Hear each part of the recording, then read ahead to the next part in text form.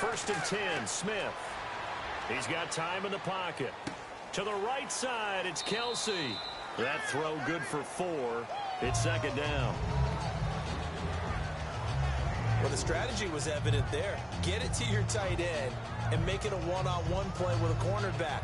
Who's usually going to win that one? The tight end, but not there. Not in this situation. How about the corner defeating that logic and making a really nice tackle? Offense walks to the line for play number 7 of the drive. They come out 5 wide, 3 of them to the right side.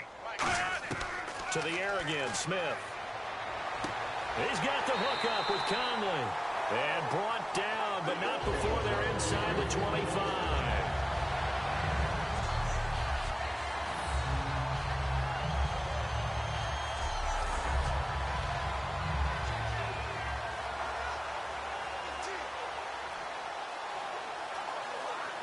So the offense has it first and 10.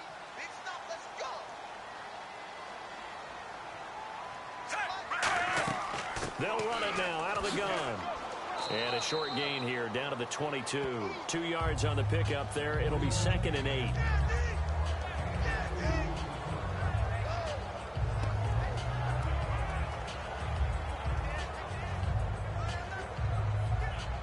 Second down following the run. Charles the lone setback. He's going to get the football. And they'll bring him down at the 13-yard line. 9 yards on the pickup there, and it keeps the drive alive. In my book, that's running the ball well, but with intelligence. How about him keeping the clock moving, staying in bounds? Yeah, even though it's the third quarter, you're thinking ahead, aren't you? This is where your running game can really help you with a lead in the second half. I agree totally. It's not just end-of-the-half situations that you worry about the clock.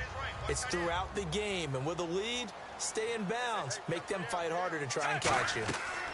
They'll run it now. This is Charkandrick West. Credit him with a 1-yard gain there to make it second and 9.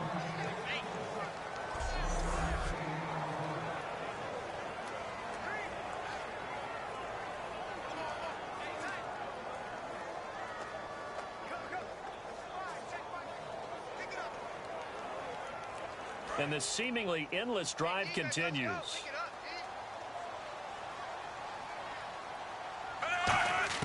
They'll try the air now with Smith. That's caught. It's Thomas. And he's going to be brought down just shy of the 5 at the 6. It'll be a gain of 6, and they're going to face a third down.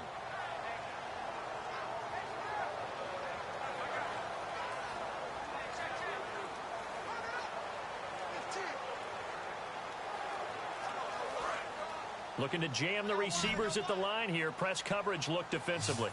They brought in an extra defensive back here, so probably not expecting a run on 3rd and 3. A good call. False start, offense.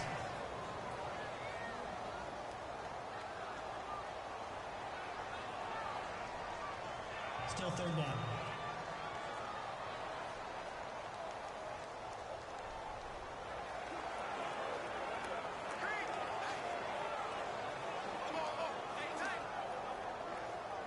Well, just play after play after play on this long drive for the offense. 1 receiver left, 3 to the right. Throwing on 3rd down, Smith. Surveying the field. Oh, the ball comes out on the hit, but they'll say it's incomplete.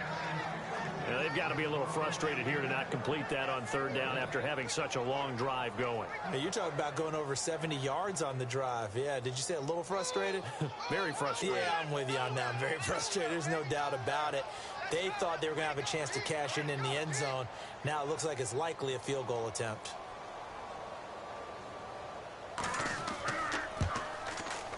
And Santos able to put this one up and through. It's good. And that will push the lead up to double digits now at 10. So that's 3 field goals for him now. But, heck, he's not even halfway to his career best of 7. Seems like the 7 field goal games are the kind of games I always get assigned to in my other job. Let's hope for this offense's sake they can start cashing in on a few of these drives.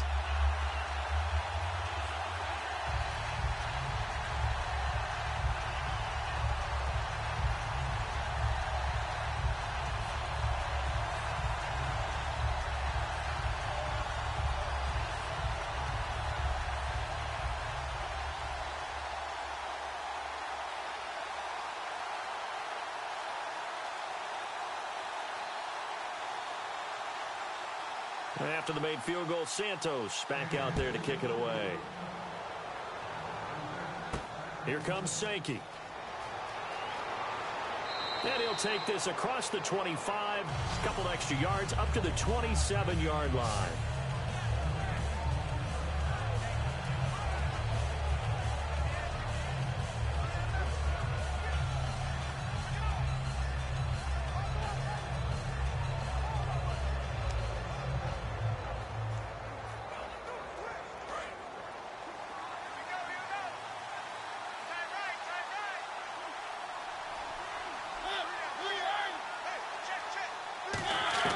Mariota now to throw on first down. And Walker with it over the middle. Give him 9 there on the first down completion. That throw has to be a quarterback's dream, doesn't it? Big tight end, curling in the middle of the field, so it's great sight lines for him. And when they show their numbers back to the quarterback, when they sit down right there, that should be pitch and catch. Second and very short here, less than a yard.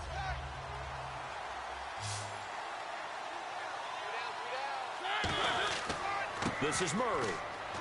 And he'll bring it up here to right at the 40-yard line. But just 4 yards on the pickup, but that's good enough to extend the drive. 2nd and 1 is often an invitation to take the big shot downfield. I bet the offensive lineman said, are you kidding? We just get on our backs and let's go get the first down. They love being physical. So here we go, 1st and 10 now.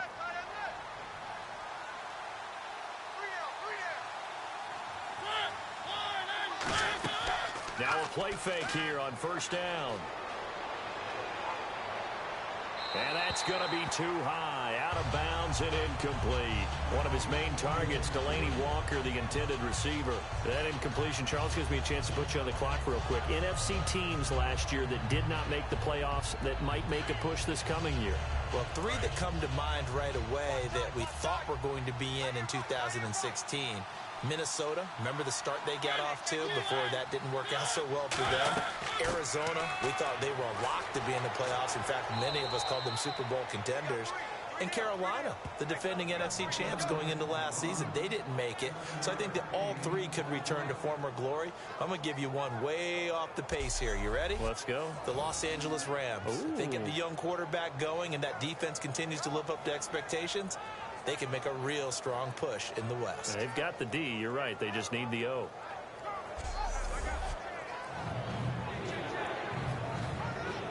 And the defense searches for one more stop here after the run on 2nd down. Murray, the lone setback. They'll get the football here. They find some open field here. And he eventually goes down, but not before reaching the 30-yard line. And they're able to convert on 3rd with a solid gain of 23. Well, that's one of the main responsibilities of a safety in any defense. A long way downfield before he's able to corral him, but that's why you have him on the field, the last line of defense. He made the play. I don't know if it'll be remembered. They're probably so mad that the run went for that long. Wonder if they were thinking pass in that situation as opposed to run and being caught a little bit out of position. Fortunately, he was able to track him down. And a new set of downs here after picking up the first on the ground. Now the big man, this is Andrews. And only able to muster a couple down to about the 27. The linebacker, Derek Johnson, in on the stop.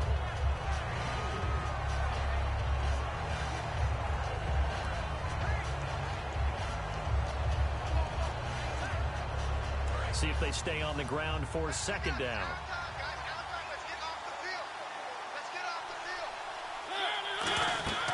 They'll run again here with Andrews. Down right around the 25.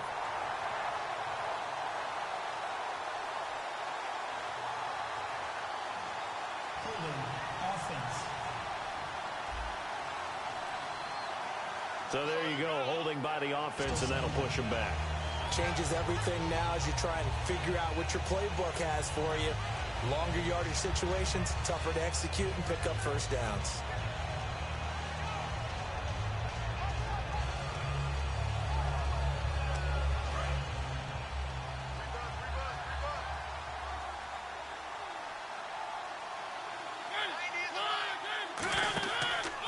On the ground, Andrews again. And he'll be brought down, losing yardage back at the 40. So he loses 3 yards there. Now 3rd down. The insistence of speed at every position is really seen at the defensive end spot. These guys in the old days were often outside linebackers. They just pushed them forward because they wanted to play fast and get to the quarterback or the running backs quicker than ever before. 7th play of this drive coming up, but a long way to go on 3rd down. Play fake. Mariota. It comes, and he lost the football. Mariota had it jarred loose. Taking it right down Broadway. And he has brought this one back. A fumble recovery for a Chiefs touchdown. The offense, they've had some sloppy moments. Sloppy there again on that one, and it could be the backbreaker. From a defensive perspective, if the offense is going to be sloppy, you've got to take advantage of that. And that's what they've done all game long.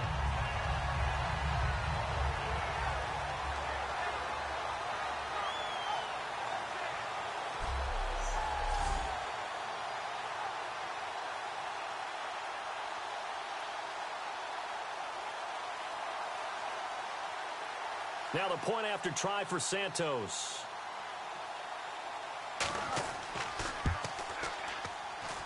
And that'll make this a 3-score game as the lead moves to 17. So not only the cough up, but then the pickup on the other side, the scoop, and the score the other way. The fumble return for a touchdown.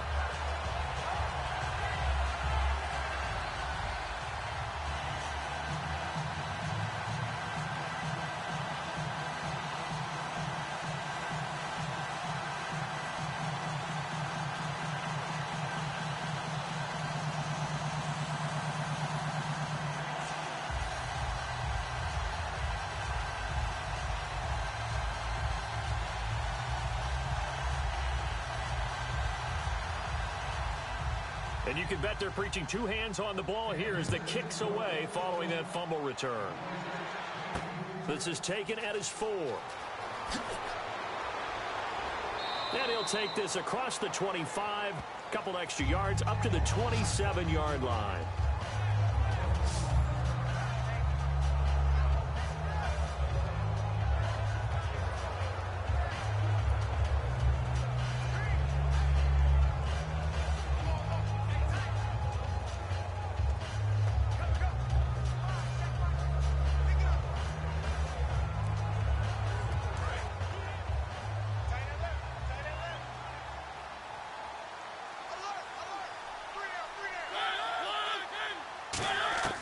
First down, Mariota. Wright's got it. 7 yards, the pickup on the pitch and catch.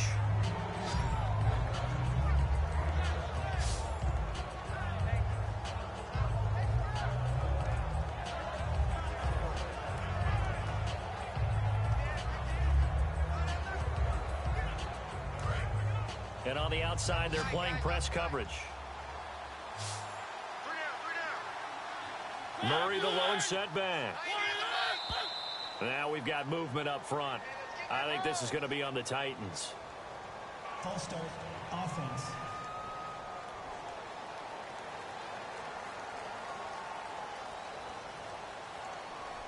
Still 2nd down.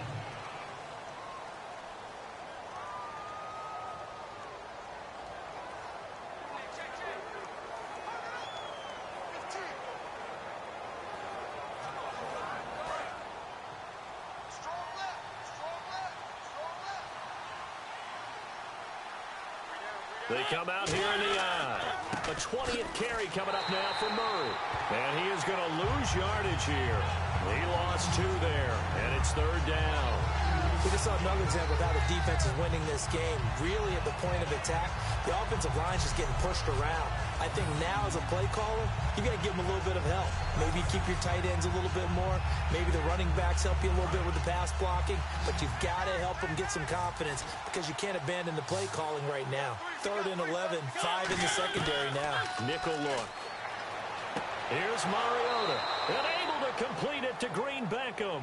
They convert on 3rd with a gain of 22. And with that last play, he's now up over that 300-yard mark. And in today's NFL, it almost feels routine. And I hate that when you talk about a 300-yard passing game. To me, 300 yards still signifies excellence, and he's achieved that in this performance.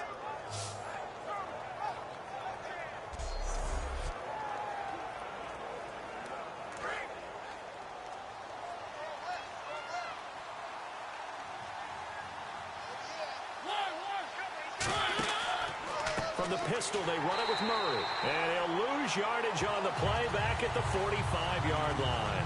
It's a loss of 4 there, bringing up second down.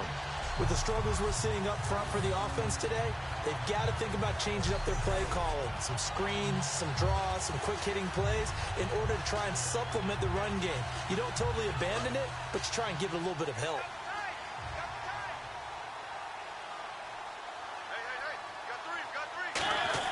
Second down, Mariota. Oh, there's that man again. It's complete. That catch good for 5. It's third down.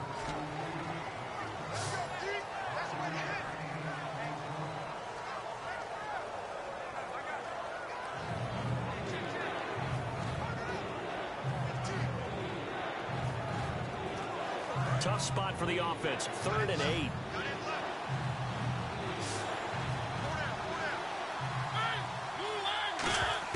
Mariota now from the 50. And he'll just toss it away. So he throws it away, and that brings up 4th down.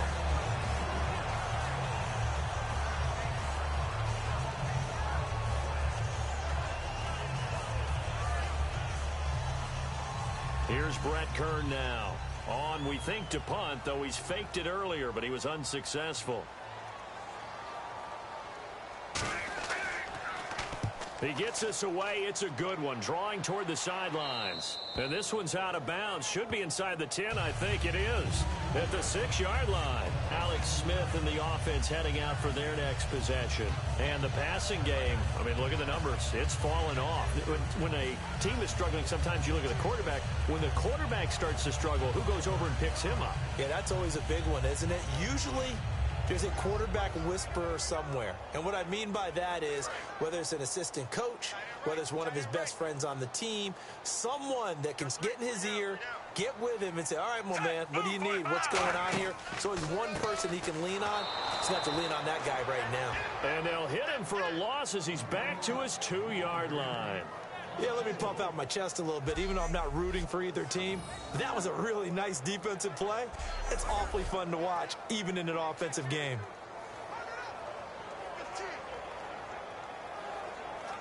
Inside 4 minutes to go, 3rd quarter.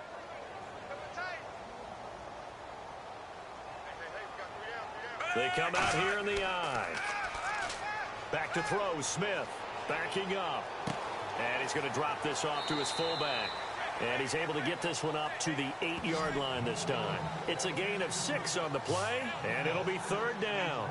It's interesting because when I'm watching college football and I'm evaluating guys for the draft now, my list of fullbacks, pure fullbacks, it's a very short list. I'm probably evaluating more punters and kickers now than I am fullbacks. But it doesn't matter what you call the position, it's who you put there. And there we saw completion. Throwing on 3rd down, Smith. Oh, look at Thomas wide open. And he's able to pick up the 1st down here before he goes down at the 26. Going old reliable there to the slot on 3rd down. And the slot position has become the bane of just about every defense's existence because how do you cover? Do you go with a bigger guy to try and use size? Got to try to go with a quicker guy, and sometimes you even get out quick there. Very difficult to match up with that slot receiver. That's why they keep going back to him. And he's had the hot hand.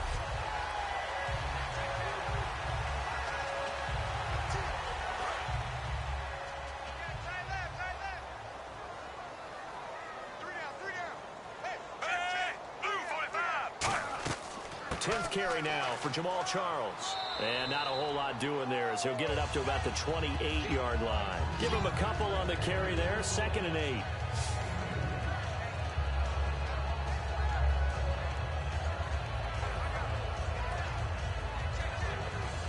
And after the play on the ground, that brings up 2nd down here.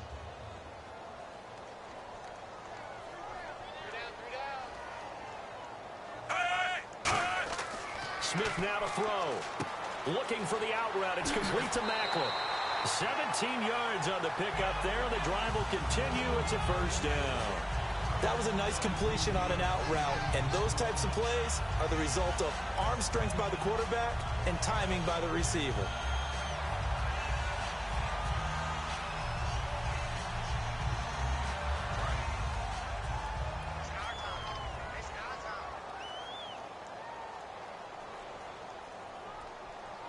Charles the lone setback.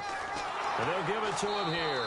And he'll fight his way forward to about the 48-yard line. A gain of 3, second down.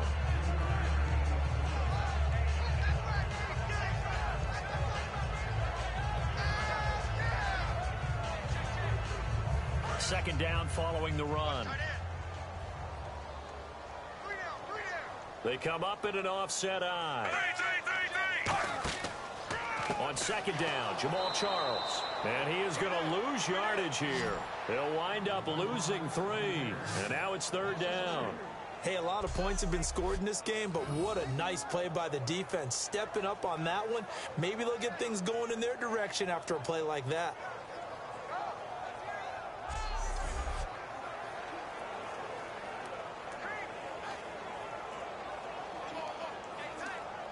Seventh play of this drive coming up, but a long way to go on third down. A shotgun snap for Smith. Finding time. And he'll be hit as he releases it, and that'll fall incomplete. Putting pressure on the guy throwing the football is always good, but when you can couple that with contact on him that leads to an incompletion, as we just saw there, that's winning football. Here's Dustin Colquitt now as he's on to punt for Kansas City.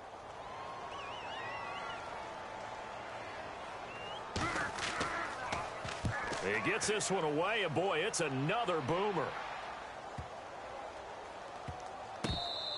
And he didn't quite have the backspin on that one. It hits at the 4 and continues into the end zone. It's a touchback. The Chiefs defense here ready to head back out onto the field.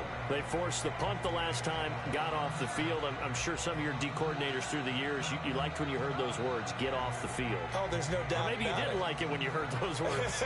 It depended on when they were yelling them. But in this situation, absolutely perfect. Get off the field, force a punt, let the offense take over and do their thing, and it resulted in a field goal. Now we'll see if they can do that again.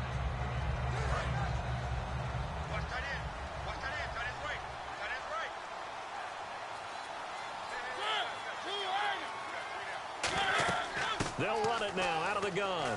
Oh, he's got a little daylight. And he'll be brought down here at the 28. Just what you want on a first down run. Call it 8 yards. And it's 2nd and 2. First play of the drive. Let's give credit all around. Excellent blocking. But the guy carrying the ball, he was the finisher. A really nice run.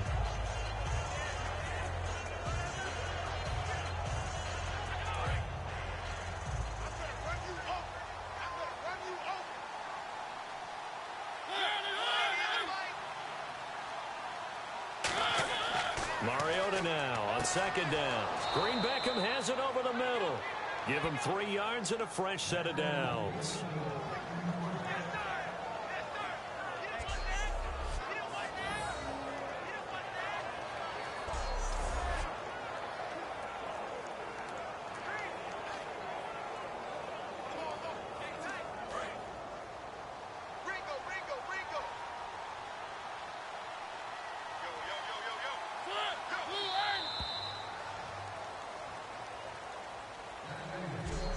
Quarters have come and gone. We'll return with more after this. You're watching the NFL on EA Sports. We're back now in KC. It's Titan football here as they trail to begin the fourth quarter.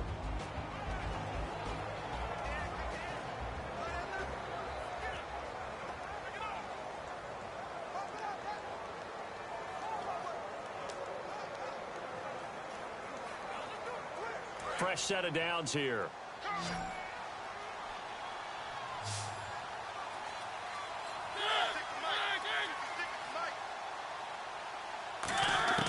On first and 10. Here's Mariota.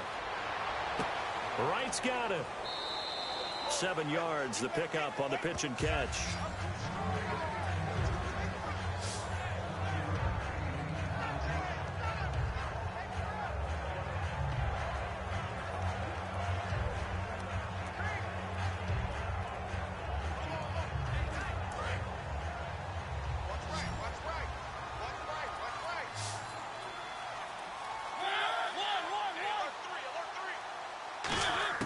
Now a second down throw for Mariota.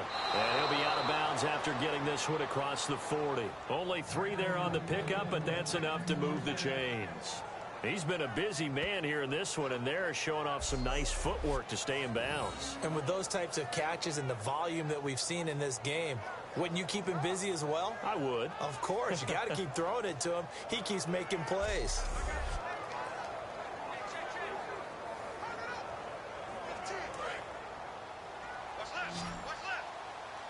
They come out 5 wide, 3 of them to the right side. Mariota on first down. And his throw here is incomplete.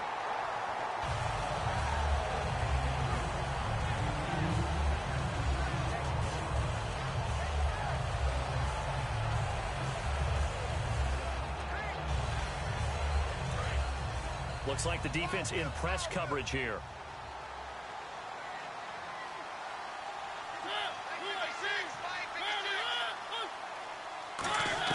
A second down throw here for Mariota.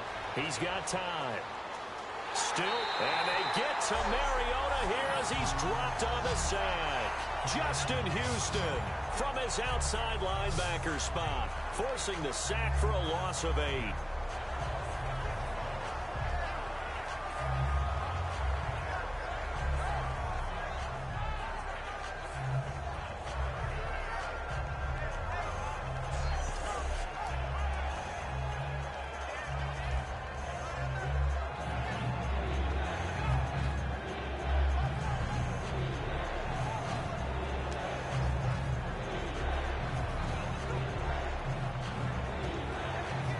And the defense will try and pin their ears back and get pressure again here after the sack. It's 3rd down.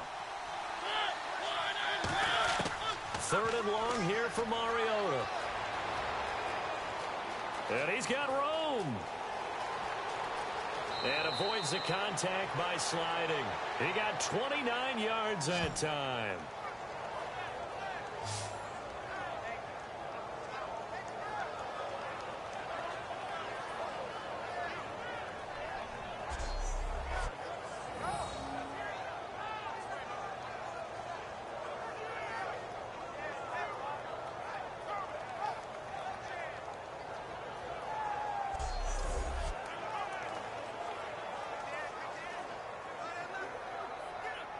So after that big gain, let's see what else the offense has up its sleeve.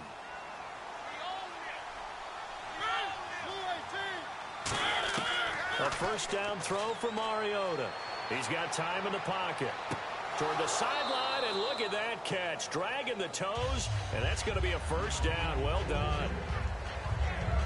As if he didn't have enough to think about on that route, the comeback route, coming back to the football and catching it, decided to make sure he toe-tapped and kept himself in bounds. And that was spectacular, but on the comeback route, maybe a little easier to deal with the sideline since you've got better vision of it? I think that's a great point because you should know exactly where you're going and know how much space you have and make sure you get your feet down. But, yeah, coming back to the football, I like it. Good vision. And seeing nowhere to throw, he chucks this one away from harm. Incomplete. Now it's 3rd down. Well, the pressure, the hits, the sacks have been coming at him all game long. I'm frankly surprised that they haven't found a solution yet to create more time for him to throw it or maybe change what they do on offense. And that's one of the biggest differences in this game and why they're losing right now. I see an extra defensive back on the field. Little surprise here on 3rd and 1. Now we've got movement up front. I think this is going to be on the Titans. Offense.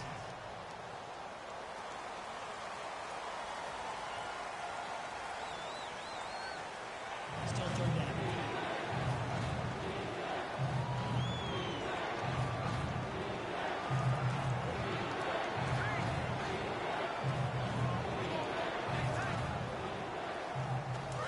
be in search of 6 yards here on 3rd down. This is now the 9th play of the drive. On 3rd down, Mariota. This one complete left side to Greenbackum. And he's got the first as they'll bring him down at the 28-yard line. I love it. He ran a hitch route on 3rd and 6, and normally that's not deep enough to get your first down. I'd say he really ran a hitch plus to make sure he got the first down yardage. Really intelligent route running. Yeah, because what do you say? Hitches are normally 1 to 3? Yeah, somewhere in the neighborhood. You just kind of come off the line of scrimmage and kind of show yourself to the quarterback and say, hey, here I am, present it. He went in and took it far enough downfield to make sure that they had enough yardage to pick up the first down. And he just gets rid of it, throws it away. A wise move there, looked like nobody open, now 2nd down.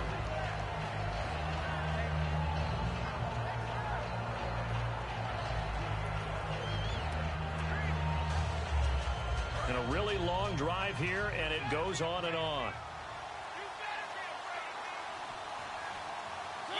Laundry on the field. This is going to be a false start on the offense. Sometimes you have to slow things down a little bit when things get heated.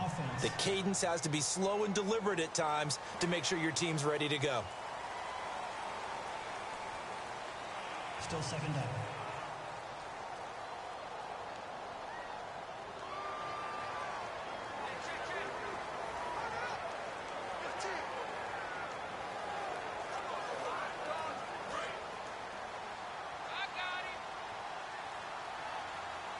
Another pistol look here. They'll throw again. Mariota. And that one got tipped. Kind of threw everything off. It brings up 3rd. Well, we're not playing 3 yards in a cloud of dust football anymore. I kind of get why those old school coaches sometimes didn't want to throw the football. Because if it's popped up in the air, it almost turns into slow motion, and both sides trying to get to the football, and you're holding your breath wondering whether it's going to go good or bad for your team. Mariota again. Surveying the field. And he's got his favorite target yet again. It's complete. It'll be a gain of 12, but it will also lead to 4th down. That's certainly playing down a distance very well by the defense, isn't it? Take whatever you want underneath, by all means.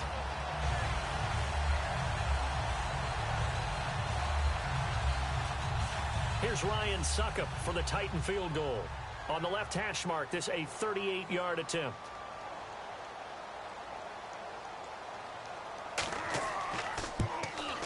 And Suckup will put this one right through, and the drive will wind up yielding 3. All right, so it's getting late in this one. Now, you could argue that they needed to get back within 2 scores, and they did indeed do that, but they still face a pretty uphill battle. Yeah, even with the field goal here, it's going to take 2 fourth-quarter touchdowns now to get back in it. And that's going to be a tall order against this defense.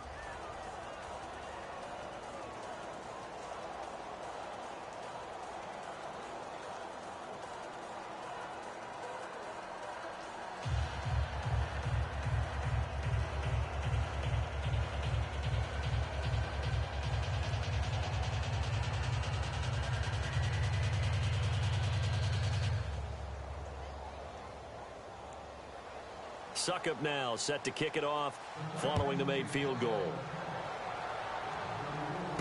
This will be fielded at the 8. And a nice return sets him up pretty good here at the 30-yard line. Our eyes shift now to the Tennessee defense here.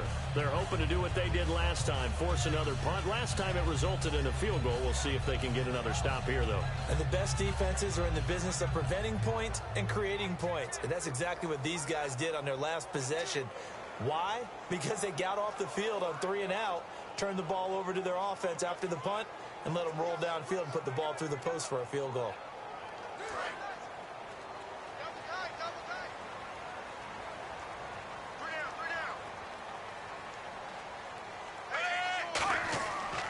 Smith going to turn and give to Charles. Oh, look at the juke.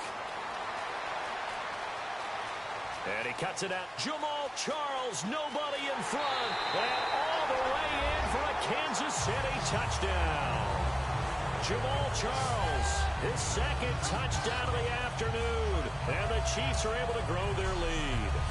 And with his speed, if he just finds the slightest crease, he can take it the distance like he did there. How about the leverage up front? Offensive line out leveraging the defensive front to create that space, that crease that he was looking for. And once he hits open field, he's going to be very difficult to catch and corral. Santos now to add the PAT. And the lead now to 3 touchdowns at 21 points. So they hit pay dirt on just one play. The long run, the scamper, and a very nice scamper into the end zone for the touchdown.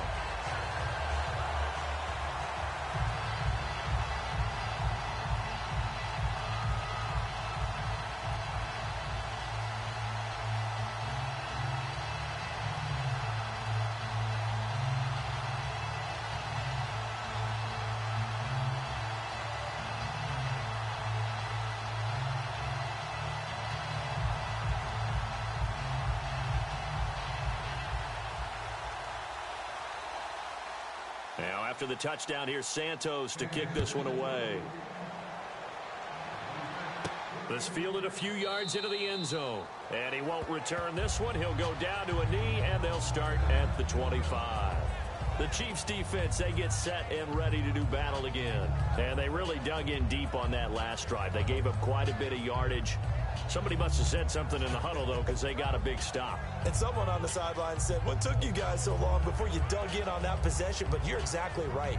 To be able to grit it out at the end after giving up such a long drive, they have to feel better about themselves.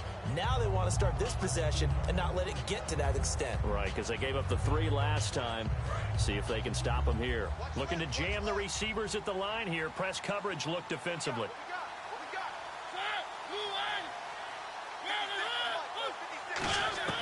Mariota now to throw on first down.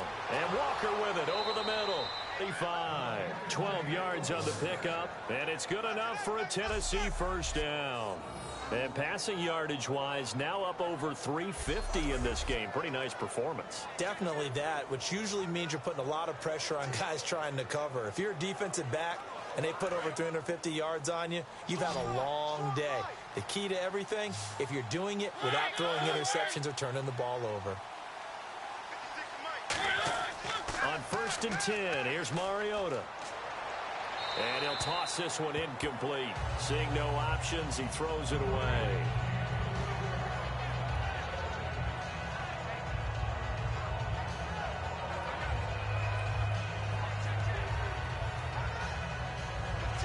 Offense still needing 10 yards. 2nd down.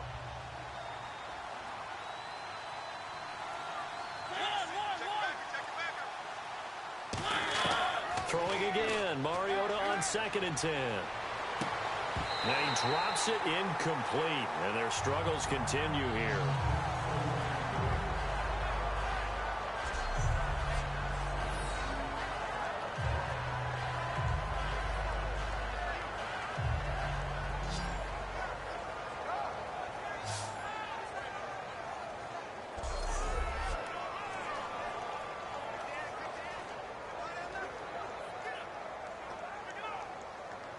Offense trying to avoid stalling out, facing a 3rd and 10.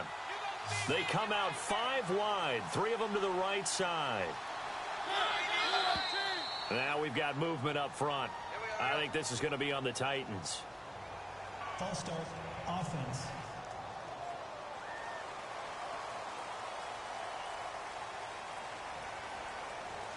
Still 3rd down.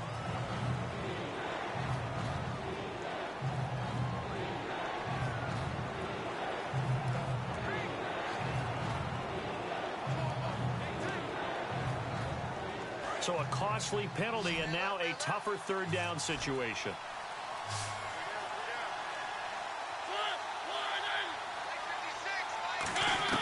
Again, it's Mariota. And incomplete. He had nowhere to throw, so he just tossed it away. But that brings up fourth. Well, not to get too overcritical there because he knows what he's doing, but his shoulders looked a little off kilter there when he threw that.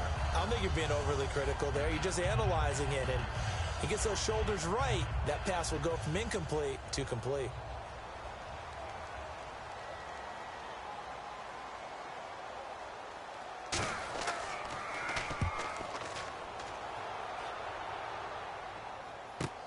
Here's Thomas.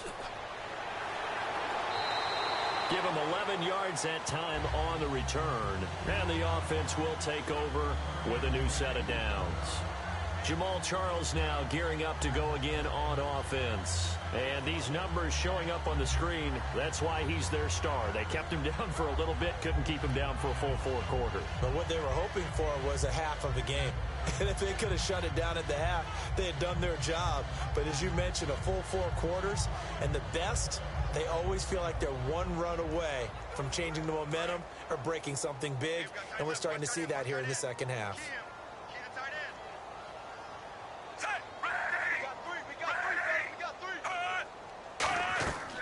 They'll run it now out of the gun. Trying to run inside, but nothing there. No gain on the play there. Second down. So nothing there, but maybe you blame that on the blocking. Yeah, at some point, you've got to win at the point of attack. And on that play, that was all the defense. They made it happen. So 2nd and 10 here. And on the outside, they're playing press coverage.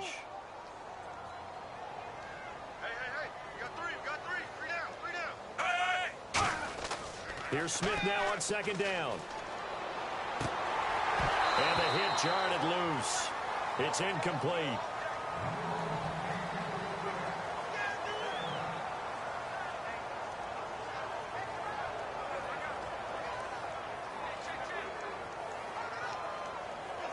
So a ways to go here on 3rd and 10.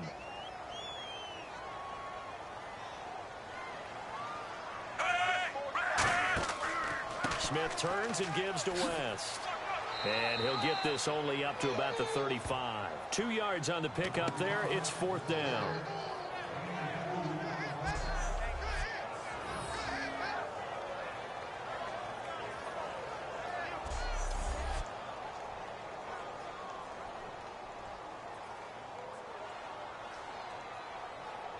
Here's Dustin Colquitt now. He's been terrific so far.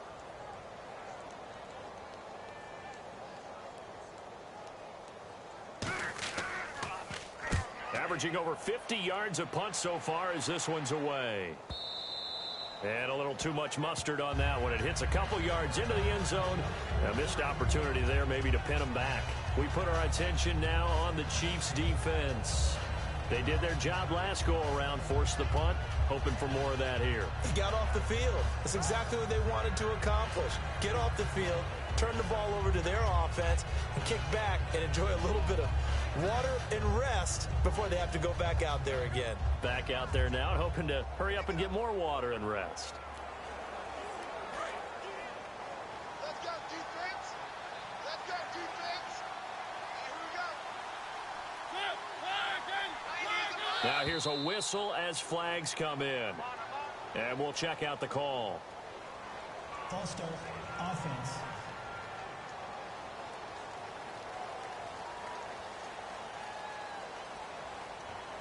Still 1st down.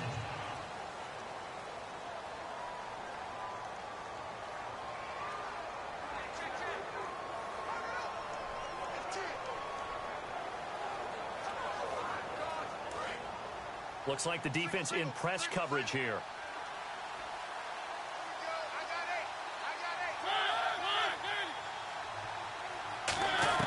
From the gun, Mariota. And Walker has it. And he'll go down just shy of the 25 at the 24-yard line. Give him 9 on the play, and it'll make it 2nd down. Now that's staying ahead of the chains. Really good pickup on 1st down, hitting the tight end there. Now it brings up a 2nd and manageable. Just found a hole in that zone. So they complete the pass, and now they face a 2nd down.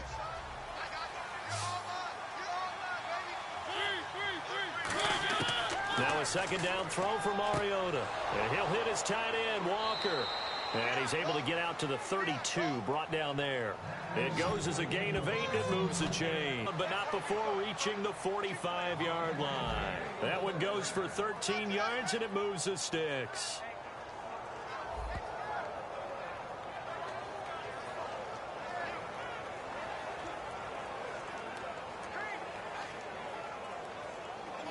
Offense comes to the line now, 1st and 10.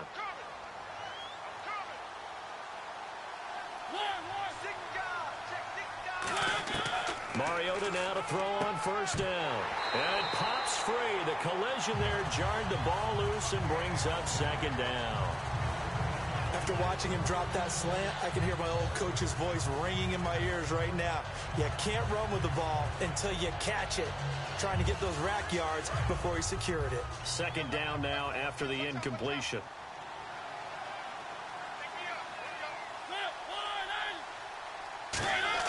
A 2nd down throw here for Mariota. He's going to leave this for his running back. It's complete. And he'll get it down to the 47 here. It's a 9-yard pickup on the play, and that'll make it 3rd and 1. Everyone's got to be able to catch the football. Doesn't matter what position you play, but if you're on offense, be aware a ball may come your way.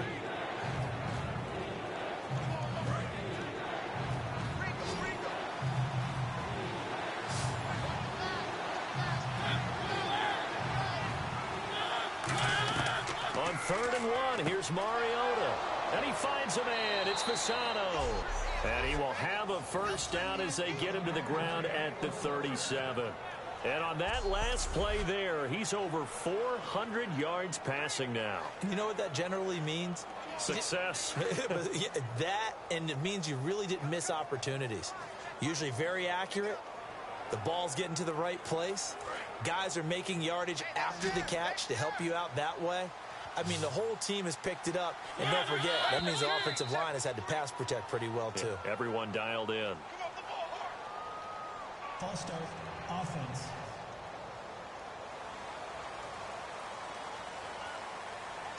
Still 1st down.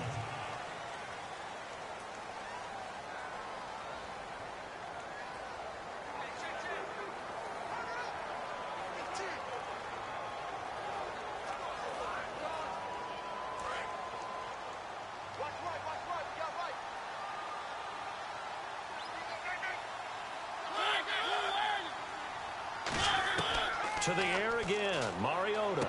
To the sideline, and oh, a nice catch there. Made sure the feet were inbounds, and they were.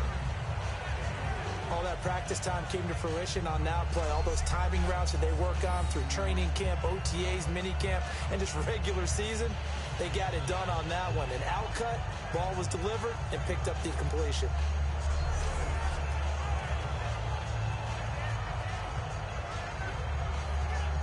Completed pass play. Now let's see if they go back to the air or to the ground.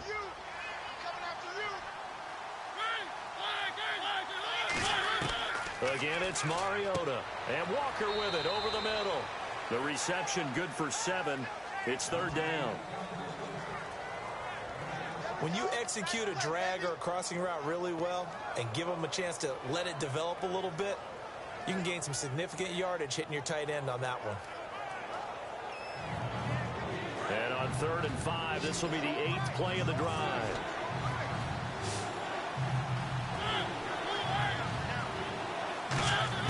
Mariota again. Finding time. And this is going to be incomplete.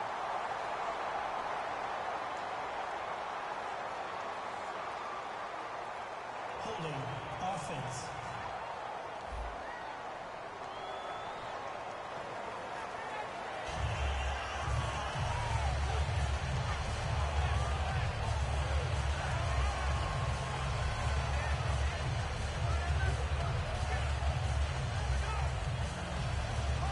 Critical one here if they're going to have any shot at this thing. So they'll go for it on 4th down.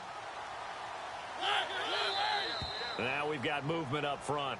I think this is going to be on the Titans. False start, offense. It's just me and you. It's just me and you. Still 4th down.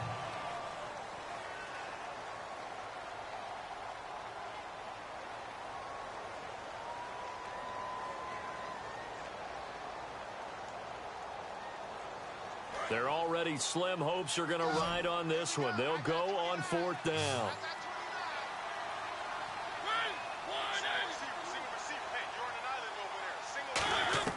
Desperation time. Mariota on 4th down. And it is incomplete. Boy, it looked like he had it and dropped it. And the Chiefs defense comes up with a stop. Well, that's another mistake there on the drop pass on 4th. And we've seen him do things like this all game. It's not hard to figure out why they're down by that deficit. They haven't made plays that are going to keep them in the game or win the game all game long. That's another example right there. It all boils down at the end of it to execution. Either you make the play or you don't. And the Chiefs now getting set to go. They're out in front. Last time they had to punt it away. We'll see if they can add to their lead now. They don't want to go out and punt it away again. This team now wants to get a cushion, put people away. They want to run their offense and have it end up in the end zone. Looking to jam the receivers at the line here. Press coverage look defensively. They'll run it now out of the gun. Looking for an opening, not much there. He'll get it to the 39. Give him 3 on 1st down. It'll set up a 2nd and 7. Well, they held him to a short gain on that one, and it almost felt like on that first run, they were trying to just throw the jab at him. So how do you stop a jab? Get closer and smother it, just as they did on that last play. 7 yards to go on 2nd down. Charles, the lone setback. He's going to get the football. And he is met at the line of scrimmage, and he goes down right there. No gain on the play, and it's going to bring up a 3rd down. But it was stopped on that play. He's had plenty of carries all afternoon. Every now and then the defense is going to win one, but I don't think they'll shy away from handing it to him the rest of the game. 7 yards remain now on 3rd down. They come out here in the eye.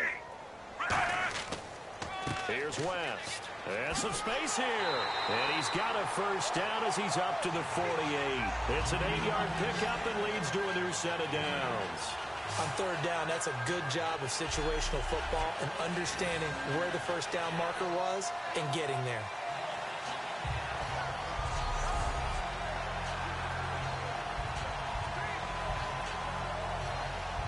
First down and 10 now for the offensive group.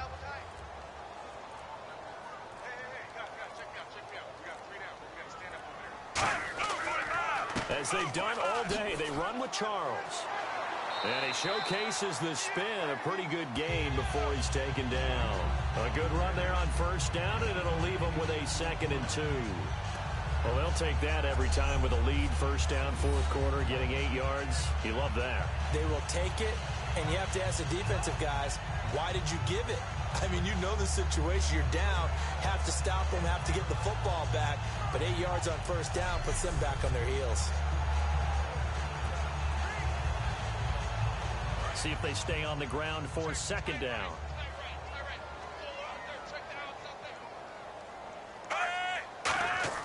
Now it's Smith off the bootleg. And that is incomplete.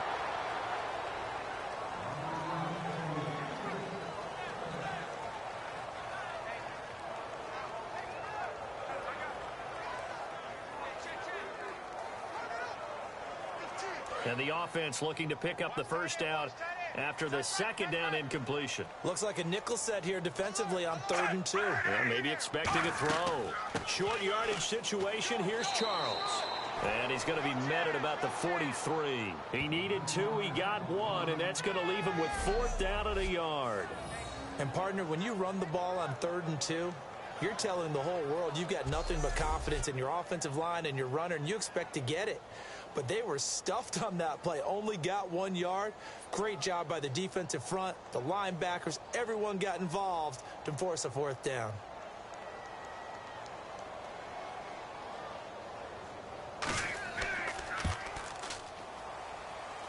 And this kick is not going to be close. It's well short, well right to boot. And this score will stay right where it is. So it's an empty possession, and as a kicker, not the way you want to start your day's work. And now each team's missed a field goal here so far, Brandon, so apparently neither guy is immune. The Titan offense now working their way back onto the field. They had a great drive going last time. They were moving the ball, and then all of a sudden it just stalled out. So we'll see what they can do here, Charles. And it's always easy to second guess when you don't get it on a fourth down try. But they had to like the feeling that they had going on offense. They want to continue to see if they can capture that again on this drive and maybe get in the same position. Yeah, and that's, I mean, like I said, they were moving the football. It's not like they went 4 and out, so I don't think it's a deal where the offense doesn't have confidence. No, I agree with you totally on that one. If anything, they may have gained more confidence. Okay, they stopped us once. That's all right. Let's keep moving it. Make them do it again. 7 yards, the pickup on the pitch and catch.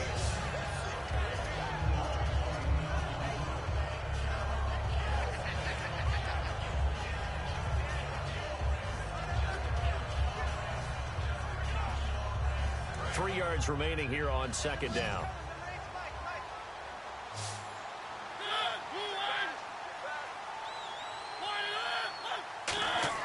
Now a second down throw for Mariota. And a big loss here as he's taken down.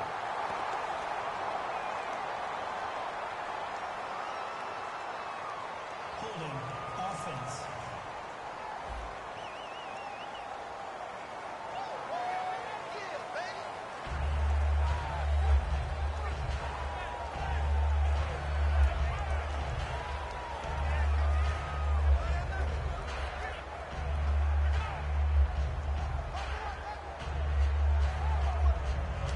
After the penalty, the offense now dealing with a 3rd and 19. So with this far to go, maybe they try something safe underneath.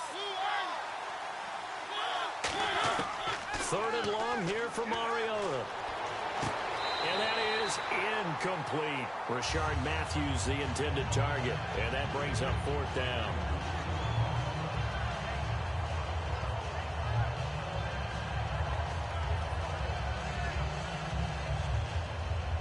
All right, they're going to try and keep hope alive here on 4th down. They're going for it.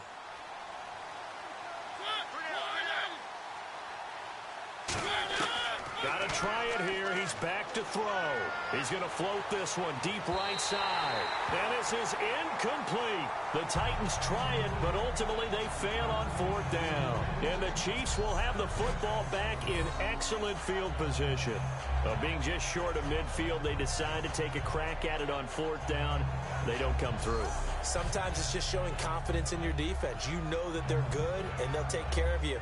A lot of coaches during the week will announce to their team, we're going to be aggressive, guys. We're going to go for it. Hey, defense, you got me? A little bit of a challenge to them to see if they'll pick up the rest of the team. We'll see how they respond now.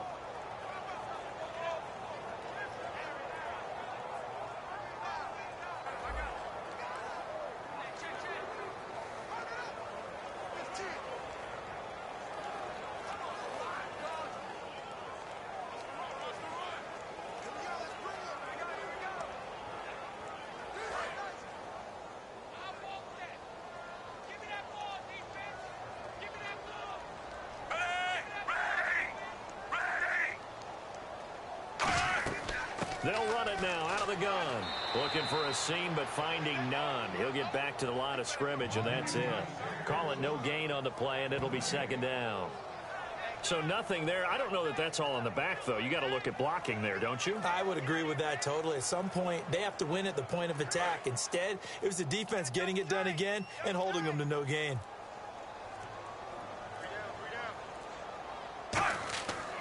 Now a 20th carry here for Jamal Charles. And he is going to lose yardage here. It's a loss of 2, now 3rd down. Time for a break. This one all over but the shouting. We'll finish it after this.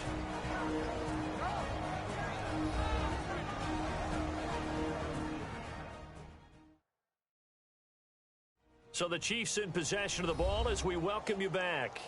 And let's see what they've come up with offensively after having time to talk it over.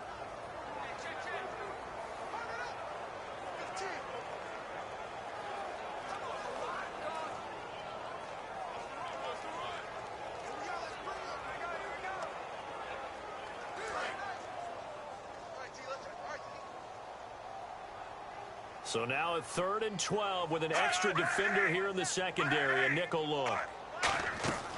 They'll run it now out of the gun. And he's going to get it down to the 33-yard line here. It'll be a pickup of 10 yards. And that's going to make it 4th down. This offense really put themselves in a tough spot on 1st and 2nd down, needing long yardage to try and pick up a 1st down, and they ended up getting a great run. Explosive, picked up nice yardage. You don't expect to be in this situation on 4th down, but guess what? It all started with what happened on 1st and 2nd down. Really put them behind the 8 ball.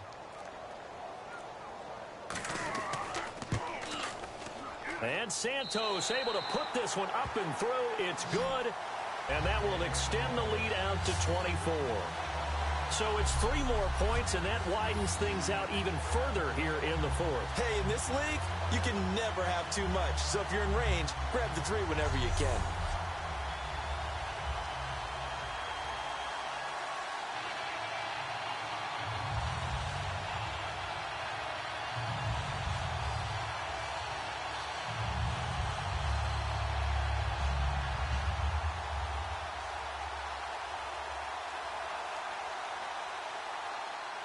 After the made field goal, Santos back out there to kick it away.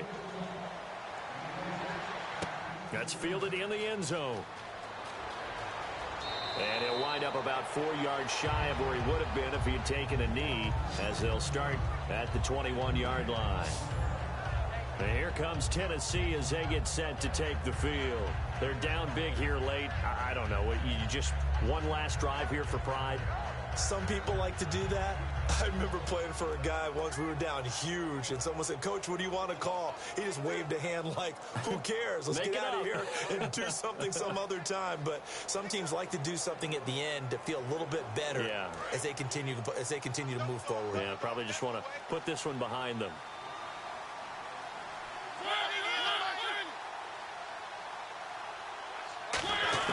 A 1st down throw for Mariota. His throw incomplete. He was looking for Matthews that time, and that'll bring up 2nd down.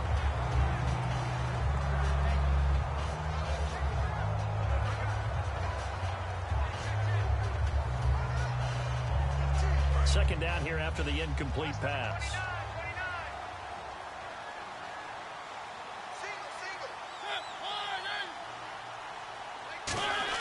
A 2nd down throw here for Mariota. And Walker has it. And he'll be brought down right at the 30 here. Now hold everything here. We're going to get a timeout by the offense. It's just their first. They've got 2 more to use here in the final stages.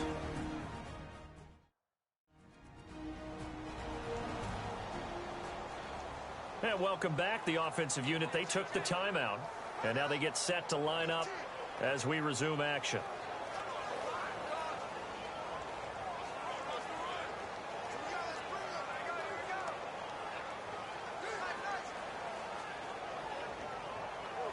They get the completed pass, but still have more to go here on 3rd down.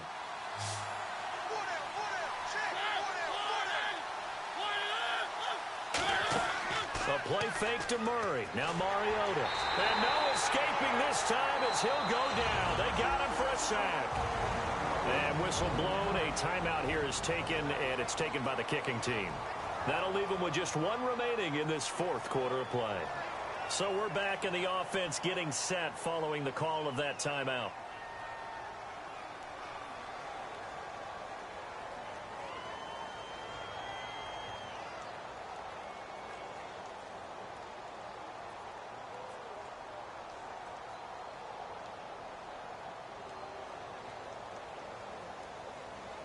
Here's Brett Kern now. Remember, though, he did have one blocked earlier.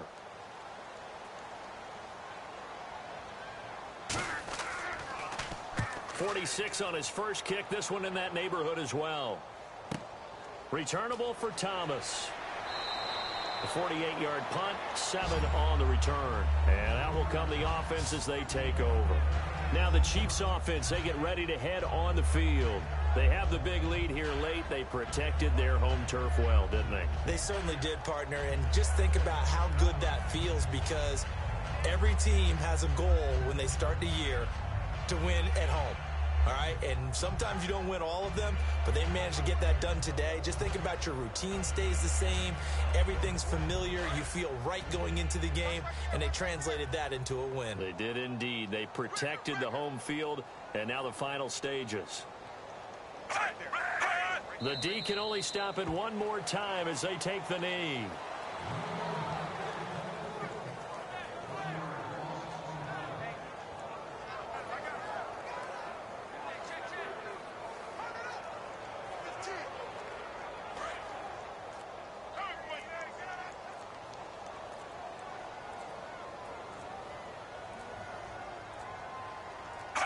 Victory in the cards now for the Chiefs as they take a knee here.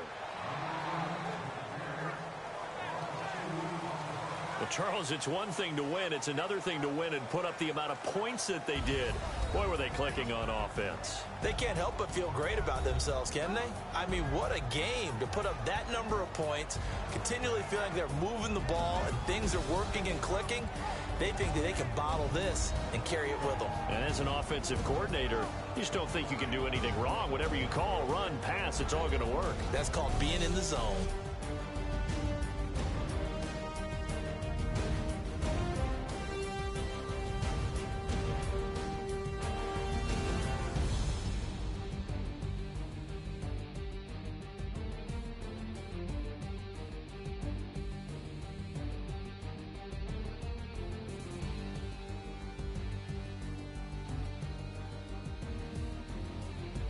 So that'll do it for my partner, Charles Davis, and the best darn crew in the industry. I'm Brandon Gaudin. This has been a presentation of the NFL on EA Sports. With that, we say so long from Kansas City. Let's hit the post-game tailgates and grab some of that barbecue. Yeah, BBQ.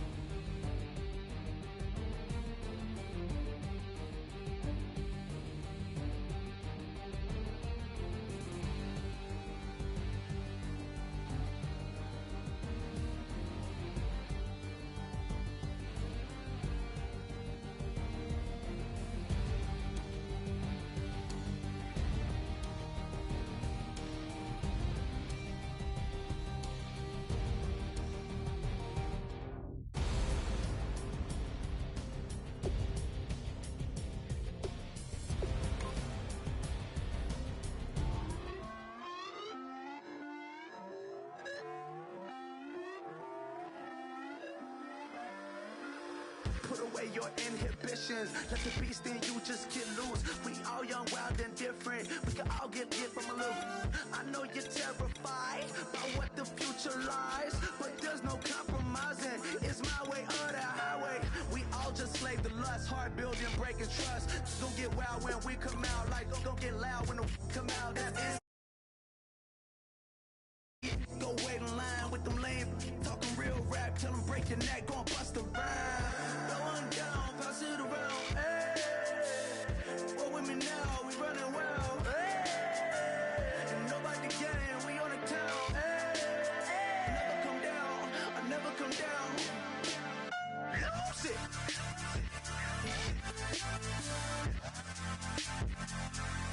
I'm Mike. Lose it. Lose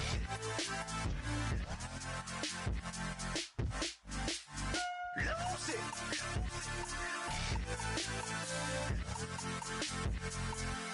I might lose it.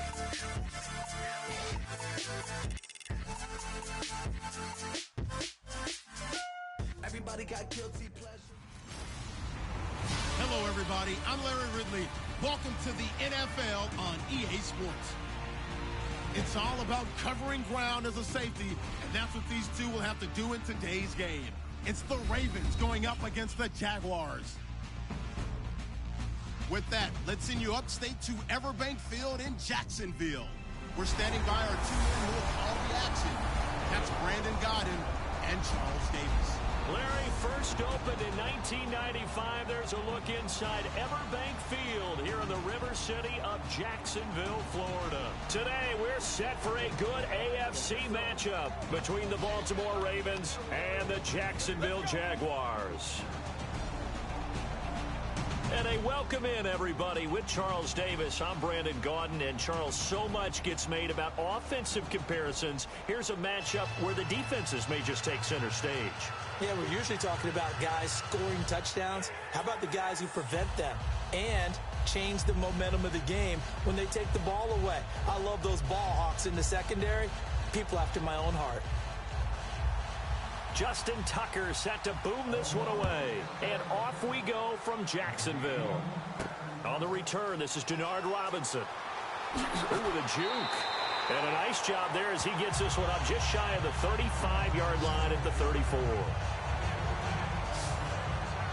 And now we get ready for Jacksonville to take the field on offense. Blake Bortles this year accounted for 22 turnovers, 16 interceptions, and 6 fumbles, and just all around for the Jags, not the year that they expected. 3-13. Yeah, everyone expected the Jags to make a jump and actually contend for a playoff spot. And, of course, a lot of people thought that Blake Bortles would be leading them. And I remember talking with a personnel guy in the league before this season and talking about the season Bortles had in 2015. And he said to me, yeah, take a closer look at it.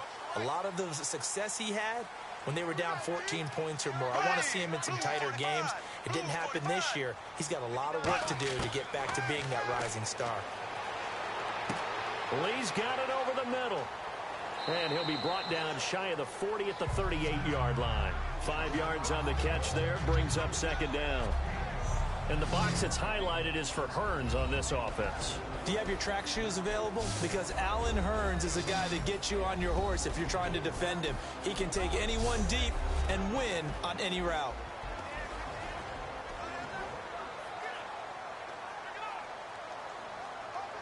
Second down now after the pass completion.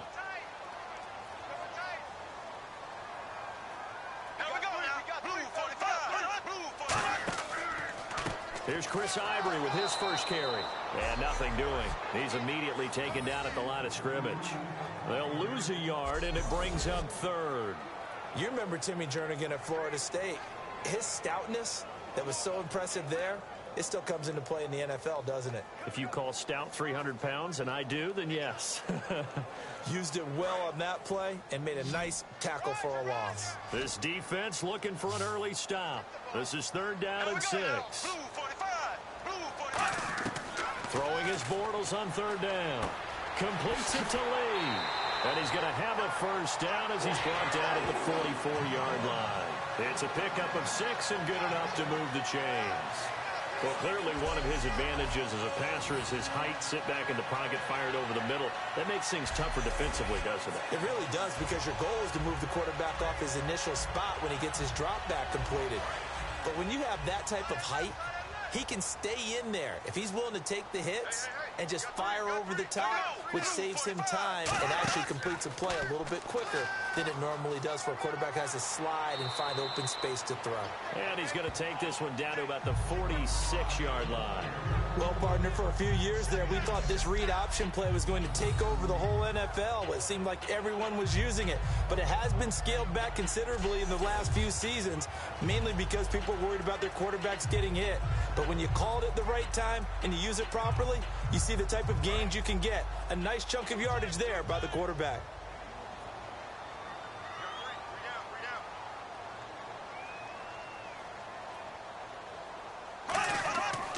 Another run. This time it's Ivory. And that play will go nowhere. Losing yardage back near midfield at the 49. So he loses 3 yards there. Now third down. One thing that's really difficult for an offense is often identifying how to block a 3-4 defense. Well, when they're coming on a blitz, even more difficult. They're elusive targets and hard to hit. Double tight, double tight. Hey, we got 3 out. Here we go now. Blue 45. On third and short, going with their tight end. And he will have first down yardage as he's brought down at the 41. 8 yards on the pickup there, and it moves the sticks.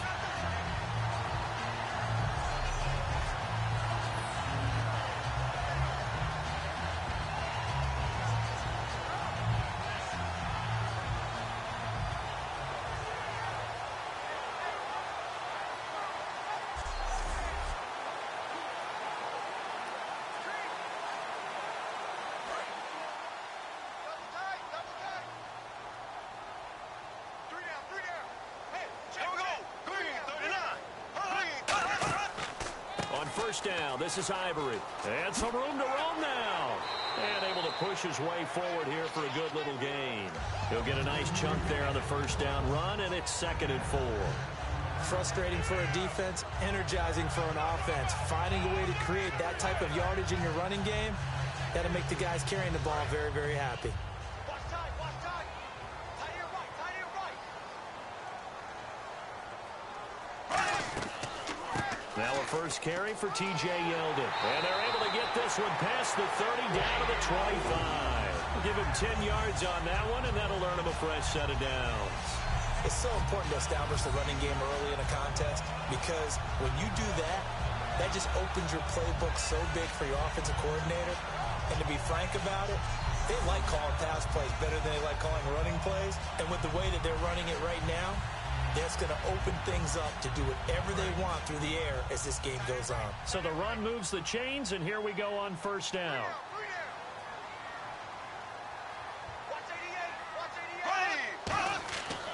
They keep it with Yeldon on first down. And he is going to lose yardage here. A loss of a full 3 yards, and now it's 2nd down. And that's why you see so many teams play a 3-4 defense, because that set gives you a lot of flexibility about where to bring pressure from, and it's hard for an offense to pick it up. Left side, right side, up the middle, especially with some really flexible linebackers. And 2nd down, here's Yeldon. And he stopped immediately there. And they'll lose a yard that time, and that's going to lead to a 3rd down. Back-to-back runs that were stacked up. Offensively, now you've got to think to yourself, do we change blocking assignments? Do we change formations? Do we change looks in order to try and get the running game going? They'll try to capitalize on play number 11 of this opening drive. 3rd and goal. On 3rd and long, it's Bortles. He's got time. And he goes down. The Ravens able to get to him. And the defense coming through on 3rd down. A loss of 7 to bring up 4th. I remember when I was a kid and all I wanted was a nickel so I could get that soda down at the fountain. And guess what? The nickel came into play well. 5 defensive backs. They covered well, allowed for the sacks. Sodas were a nickel when you were a kid? No, I just needed the extra nickel so I could pay the proper price. Okay, how much were they? A dime? What were they? 15 cents.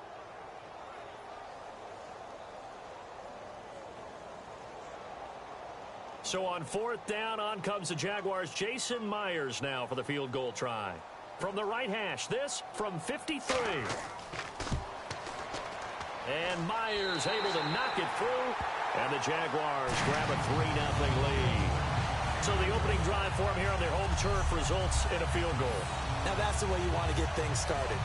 Your stadium, your crowd, you've got the ball, put points on the board first, and let everyone start to celebrate.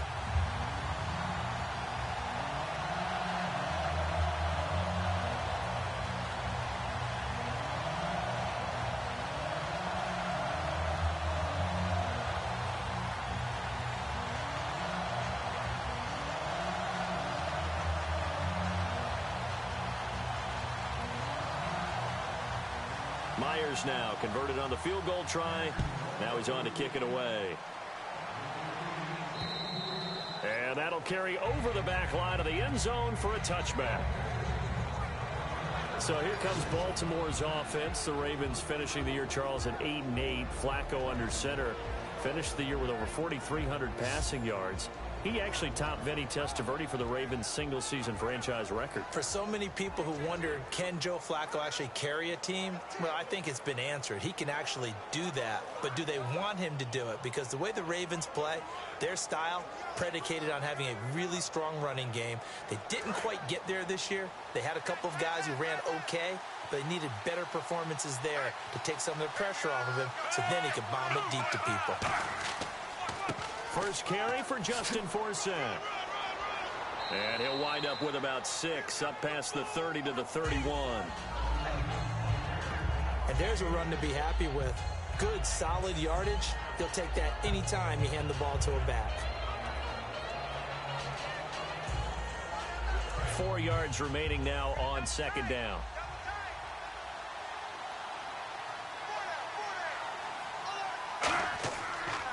Off the draw from Flacco, it's Forsett. And he'll lose yardage here, going down back at the 28. They'll wind up losing 3. And now it's 3rd down. Ordinarily, the responsibility for not letting edge pressure disrupt the play falls on the offensive tackles. Their job, to push that edge pressure so far wide they can't either get to the quarterback or the runner, especially on a draw. Defense looking to hold serve one last time here on 3rd and 7.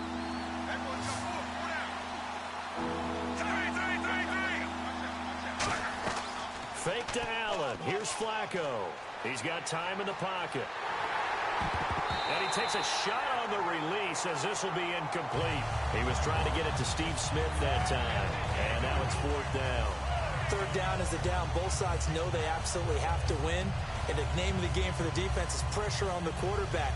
But pressure on the quarterback with contact, that's how you end up winning it. Now the longtime Raven punter, Sam Cooke, on to punt it away. Back deep, Rashad Green.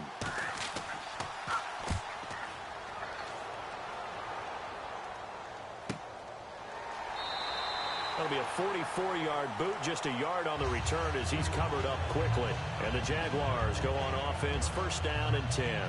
Out comes the Jacksonville offense as they get set to take over here. And they split the uprights last time for 3. They've got the lead. They're not going to play this conservative. They're not hoping for another field goal. They're hoping for a touchdown. I'm with you on that one. I like where your head is. I like the way you're thinking because you're exactly right. Trying to sit on a lead and play that way, that doesn't work too well for most teams.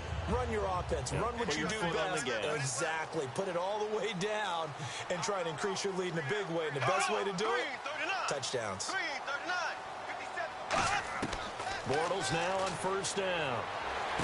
Oh, he's got a man wide open, complete. The 20, 10, 5, touchdown, Jaguars. Marquise Lee, 73 yards. And the Jaguars are able to strike quickly for 6. Great corner route there. Not only able to catch it, turn it upfield, and get into the end zone. It usually involves a little bit of an extra move, doesn't it? You've got to get them thinking that you're moving to the middle of the field and you're breaking away to that corner. Boy, that was well executed.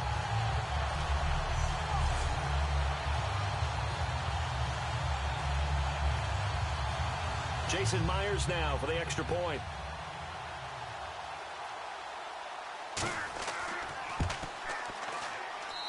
It's up and good, and that'll increase their lead to 10-zip.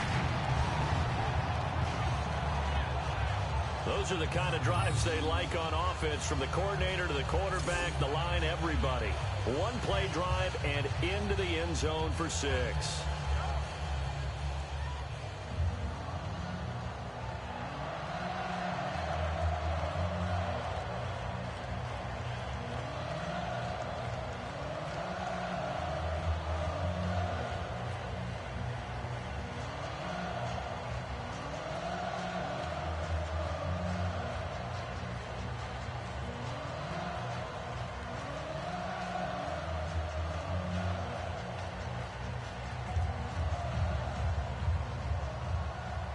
And after the touchdown, here's Myers to boot it away. This is taken about 7 yards deep. And he probably should have stayed in the end zone, as he'll muster a return up to only the 14-yard line.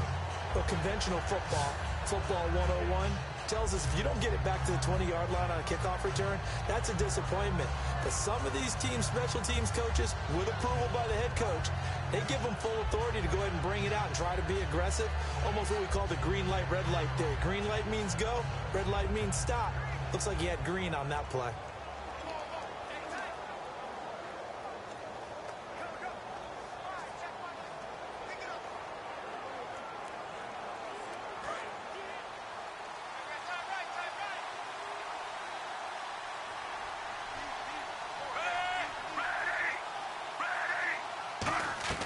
First and 10 here for Flacco. To the right side to Aiken. A good pickup there. 8 yards on the first down completion. When you call a wide receiver screen, no matter how many blockers you get in front of the guy that catches the ball, there's still an aspect of the guy catching it, turning into a runner, breaking tackles and creating his own yardage, and he just did on that play.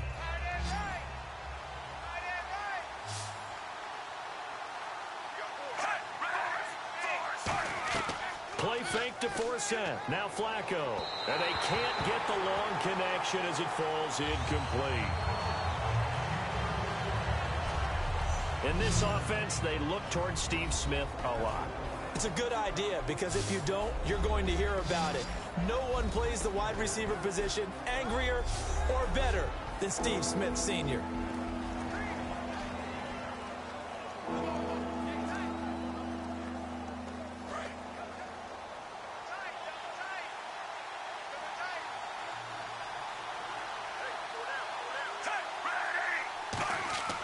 They'll try and get it with Forsett. And a short gain there as he'll get it up only to about the 24. Give him a couple on the run as it brings up a 4th down.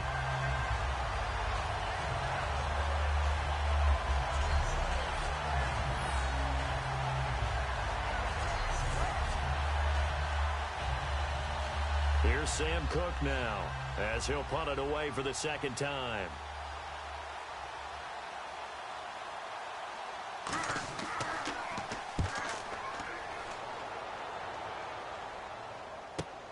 Fielded just inside the 30.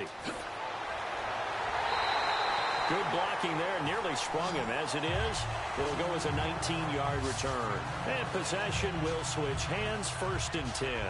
The Jaguars offense now heads back onto the field. And last time the formula was pretty simple. One-play drive, long pass. That maybe they just want to do that again, right? And that's exactly how you want to draw things up. Whether it's on your grease board, right, in your playbook, one-play drive's exactly what you want on offense. What they have to be careful of is not having a letdown. It was real easy last time. They can't expect that going forward. Yeah, we'll see if it's that easy here.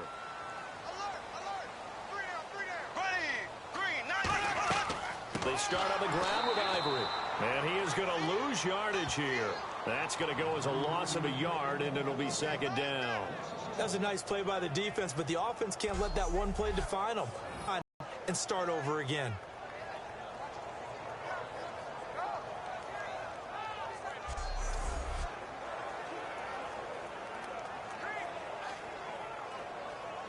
So now 11 yards to go for this offensive unit. It's 2nd down. On 2nd down, here's Bortles. Incomplete. Marquise Lee, the intended target. And that'll make it third down. And here are the Raven defensive starters. Jimmy Smith looks like the corners that you want coming into the league now. Long, ability to play the football in the air, terrific cover guy.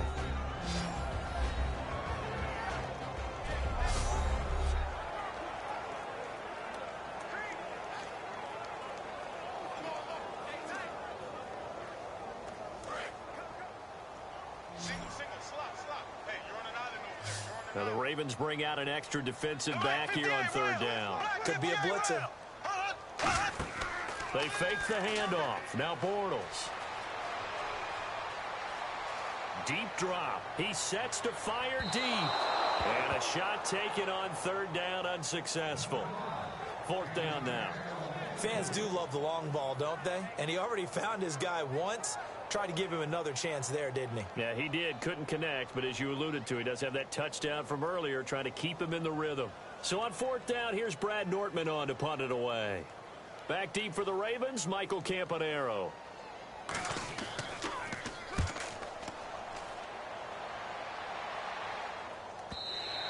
And that'll hit in the end zone. Much too much leg there. That'll be a touchback.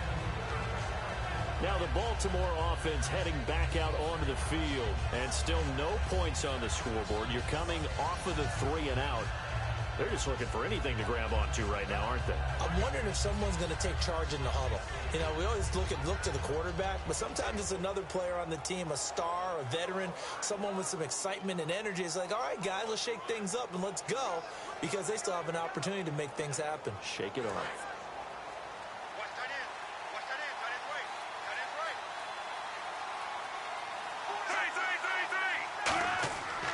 They start on the ground with Forsett. He'll get about 3 as he's taken down at the 23. The former Giant, Prince Amukamara, on the stop. And the starters defensively for Jacksonville. And it's a Jags team that finished 3-13 last year. But on this side of the football, they've got a solid foundation, don't they? I thought that their defense kept them in a lot of games in 2016. I thought they played really well. And now they've got a young core of guys. Remember Jalen Ramsey drafted last year. He made the all-rookie team. Yannick Ngakoue, a really promising outside linebacker, one of the best speed rushers in the game. He's going to be back with them. They need Miles Jack to make a jump, the youngster out of UCLA. But I like, all in all, the core of players that they have defensively. On second down, Forsett. And he's able to plow forward up to about the 29, just shy of the 30. That's going to be a 6-yard gain. It leaves him with third down and just a yard to go. It's been a struggle this entire game trying to move the ball on the ground. But every now and then you find a little chink in the armor, and that type of run right there lets them know that they can't stop every single run for almost no gain. Third down, here's Forsett. And he's going to get to the 31, enough for the first down. They only get 2 there, but on 3rd and 1, that's all they needed to keep the drive going. Everyone understood their role on that play. 3rd and 1, you know the defensive guys, they're trying to get down and get low and get leverage on the offensive lineman, but they didn't allow that to happen. They created a crease and allowed him to get through for a first down. And the offense lining up 1st and 10.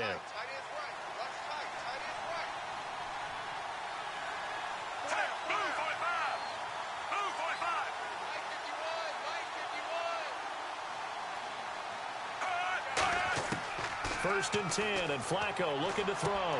This time for Smith, and it's intercepted. A great read, and it's picked off. And they'll start with great field position at the 41-yard line. Bortles was accident-prone last year, led the league with 18 picks and an early pick here. And you know he spent a lot of time in the offseason working on this, thinking about it. It's not that he's not going to throw any. They just hope that that number gets cut down significantly. And out now comes Jacksonville as they get ready to go. They've got the lead. Last time had to punt it, though. What's the key to this drive? I think it's leverage. Leverage. Big guys up front. You know the motivational speech on the sideline is, guys, give us an opportunity. Protect the passer, create space for our runners, and let's go ahead and get these guys. Low man wins. Let's go do it on this drive. We'll watch that leverage on this drive.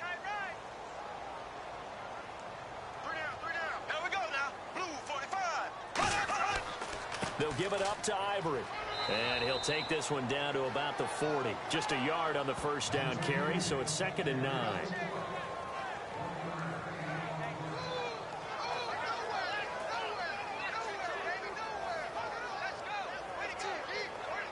And after the play on the ground, that brings up 2nd down here. They come up in an offset eye. They stay on the ground. Ivory again. Look at the spin. And he sheds a tackle. Now he's got some space. And he'll get this into the end zone for a Jaguar touchdown. Chris Ivory, 39 yards. And the Jaguars add 6 to their lead. Well, partner, that was another explosive run, and one thing I've learned in our time in this game, yes, the offensive line has to get a lot of credit, but for big runs to occur, the wide receivers have to block well downfield. And then you have to have a good guy carrying the ball too, right? Oh, without a doubt. You need that difference maker lugging the rock. Now Myers for the extra point. He's got it, and it's 17-0.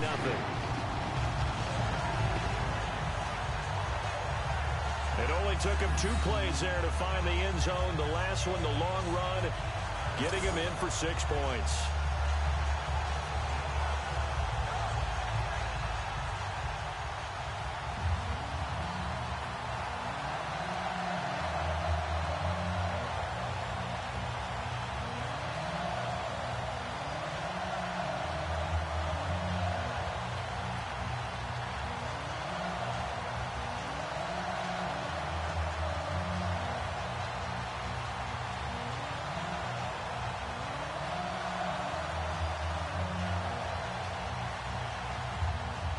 After the touchdown, here's Myers to boot it away. This will be fielded on the back line of the end zone. And no run back here. This will be a touchback, and it comes out to the 25-yard line. And the Ravens taking the field. And following the interception, just any interception, are you a little bit more cautious when you start that next drive, or no, you just throw that out the window? I think you are. I don't think that there's any way you can run back out there and go, totally didn't affect me. Let's just go ahead and be loose with the football again. You're going to take care of it, but you have to be careful about being too cautious because now you can't run any offense at all. Still want to attack. We'll see how they attack them here. Watch left, tight end to the left, tight end left.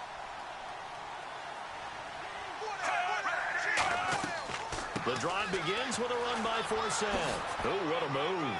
And he'll go down right at the 30-yard line. 5 yards is the tally on first down. That brings up 2nd and 5. You know what really fires up offensive linemen? When the guy that is carrying the ball behind them can create his own space and break a tackle along the way. Tight, watch left. Tight, watch left. They stay on the ground. Forsett again. And he'll be tackled at about the 35. And give him about 4 on the play, but he's marked short, so it'll be 3rd and about the length of the football. Well, so far, this game has gone the way the defensive coordinator had hoped. They've dictated things. They've not let them run the ball very well at all. They gave up a nice game there. I doubt it'll back off their confidence. They've played so well throughout this entire game. And the Jags have 5 in the secondary here on 3rd down. And he's going to be taken down right at the line. No gain on the play there, and it'll bring up 4th down.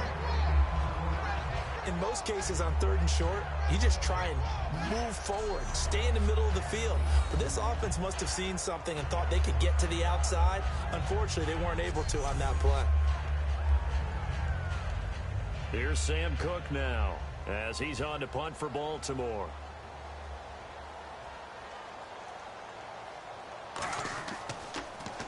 His first punt, 48 yards. This one looks equally as good.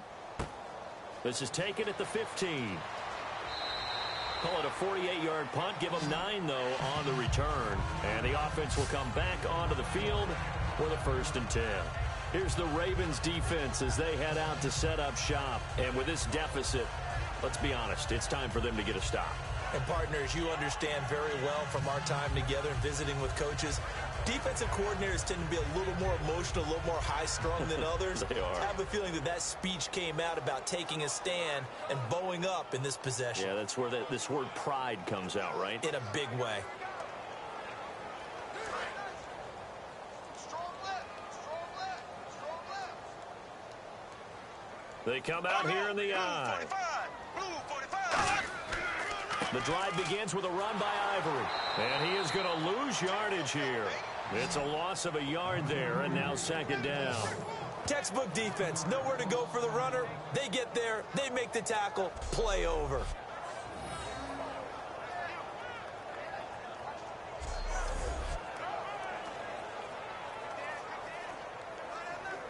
And the offense behind the chains here a touch on 2nd and 11.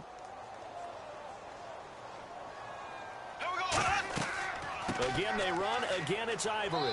Takes this to the 27. Give him 4 yards. The linebacker, C.J. Mosley, in on the stop.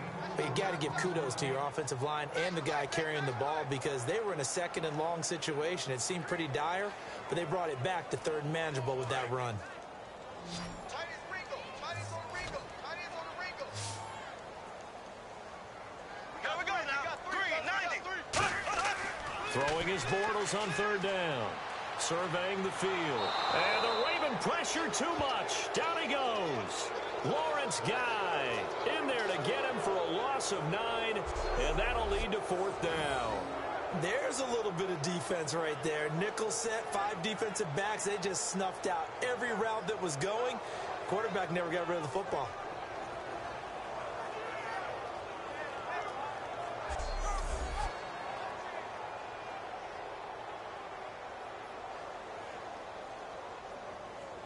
Here's Brad Nordman now as the drive goes backwards, so he's on to punt it away.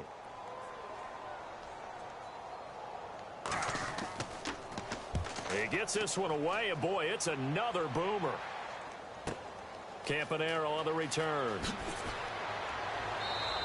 A nice job on the return there, 16 yards. And the Ravens, they'll take over. The Ravens offense now, they get ready to head back on the field. And last drive, 3 and out. Still a goose egg on the scoreboard. How do they break that goose egg? They've got to find a way to get the ball in the hands of their playmakers, get them some space, and try and make a first down and get some momentum going. It's been a struggle for them throughout the game, and that 3 and out on the last possession, that told you just how stalled they are on offense. So who will step up here? We'll see.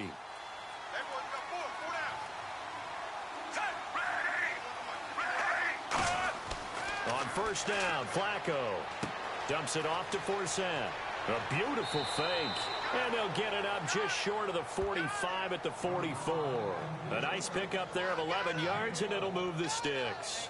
And a nice gain and a broken tackle along the way, and really we shouldn't be surprised, should we? That's what runners do, especially the best ones. They break tackles and gain extra yardage.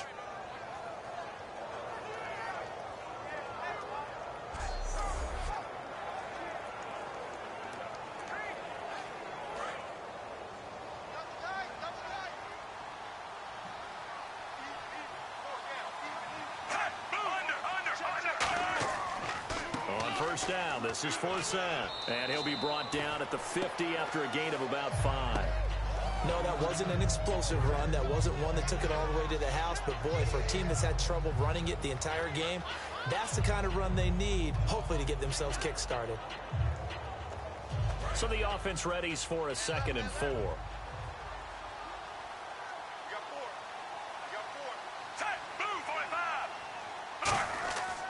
Again, they run. Again, it's Forsett. And it'll be a minimum pickup here as it will take us to the end of the first quarter.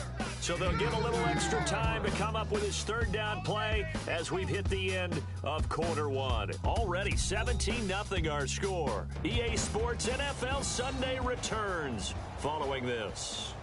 Second quarter now. Brandon Gaudin, Charles Davis with you. It's the Ravens who have the football. They're up against a 3rd and 2 to start things out.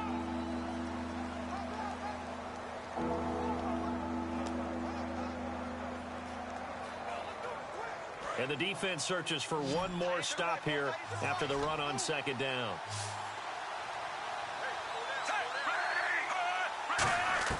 Looking for 2 yards here on third down. Flacco. Quick hitter here. It's complete.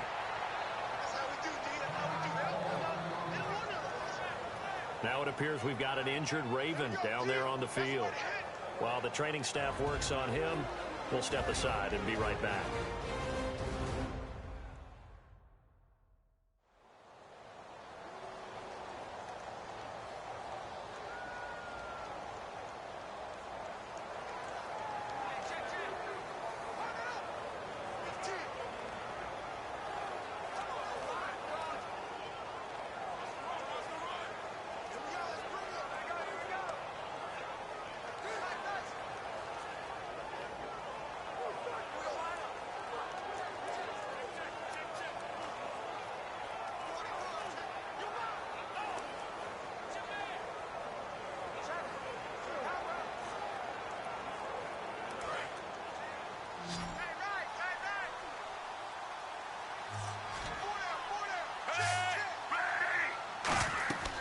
They'll run it now out of the gun. And he is swallowed up right at the line of scrimmage. Officially no gain on the play, and it's second down. While there was no gain on that run, we do know coaches whose identity is rooted in taking it almost to the limit and then changing things up on you down the stretch. I think we're getting really close to that point in time, though, where the identity may have to go out the window. They've got to go a little bit faster in order to try and win the game. On second down, Flacco to throw. Jaguar pressure and a Jaguar sack. Malik Jackson able to get him for a loss of about 3. Partner, I know the ball security's preached like crazy, but every now and then you've got to know when to get rid of the football and save a little bit of yardage if you're a quarterback. Because now if you're the offensive coordinator, what does it do if it was 3rd and 10 versus 3rd and much longer as it is now? Yeah, it changes everything in terms of play calling and the pressure you might expect to face on the very next down. Had to throw the ball away and save the yardage. He didn't get it done. Offense working with a 3rd and 13 still left.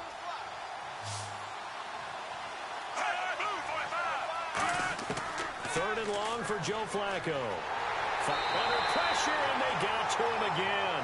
Dante Fowler in there to drop him, and back-to-back sacks now bring up 4th and long. Brandon, what I remember most about playing with guys who knew how to rush the passer, they would just tell you, just cover people for me, just long enough for me to get there. And that's exactly what happened on that play.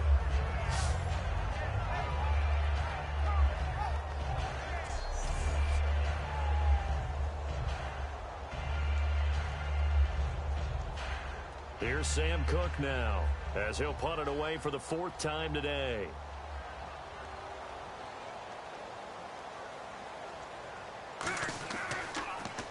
He's averaging just under 50 yards a punt as he gets this away. Out of bounds and close. The question, was it a touchback? No. They'll say it crossed out at the 2-yard line.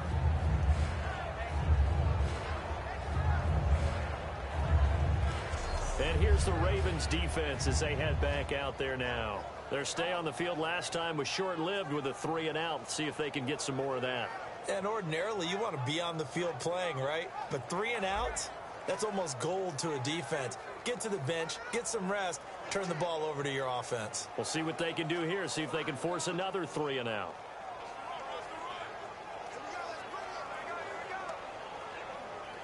And tough starting field position here.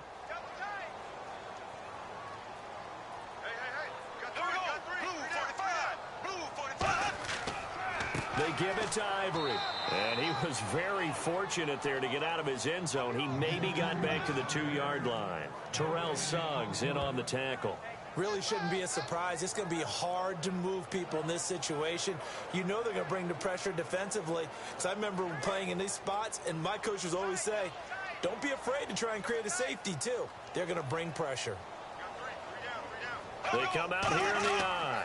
On second down, Ivory. He'll try to get forward, but he's going to be stopped in his tracks at about the 3. Just a gain of a yard there, and now it'll be 3rd down.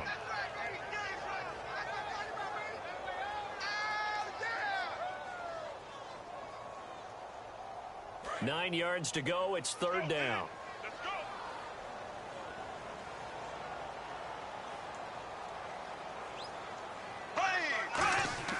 Back near his goal line. Here's Bortles. Caught right side. It's Lewis. The completion good for only 6, and that'll bring up fourth. I think that call was made not so much to try and get the first down, although they would have taken it if they could have gotten it, but to give their punter a little bit of space and try and help out their defense. Yeah, they got the safe completion on third. Here's Brad Nortman now as he's on to punt for Jacksonville.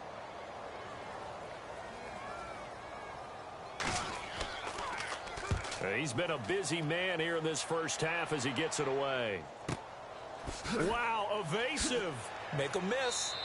That's a 49-yard punt, 8, though, on the return. And the offense will take over with a new set of downs. And now Baltimore gets set to take the field. And down on the scoreboard, certainly needing to avoid what happened on the last drive, punting the football. Sense of urgency has to take over for them here. They know the score. They know the situation. And by the way, the punter no longer exists for their offense. That's how they have to treat this drive. They need points. Big time. Strong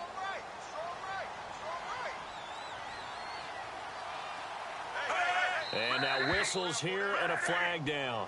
Looked like someone got going a little early. False start, offense.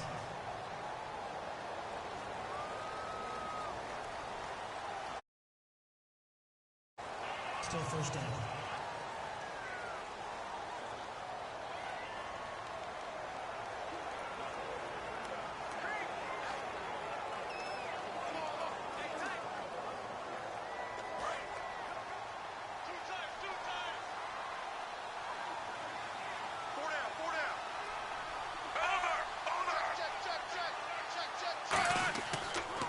Following the penalty, it's Forsett. Stays on his feet. And very little daylight there. He'll get a couple up to the 44. Deshaun Gibson there on the tackle.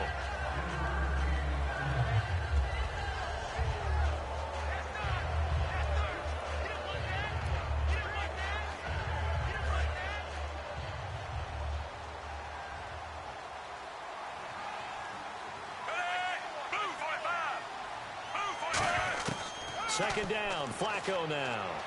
He's got time. Toward the sideline, and look at that catch. Dragging the toes, and that's going to be a first down. Well done. A good catch there and a first down for the offense. Excellent awareness by the receiver to know where the first down marker was.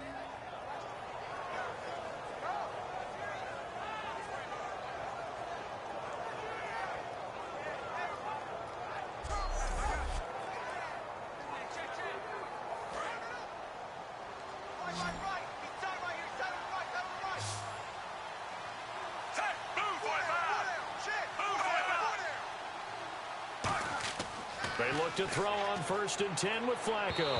Throwing middle, but it's incomplete.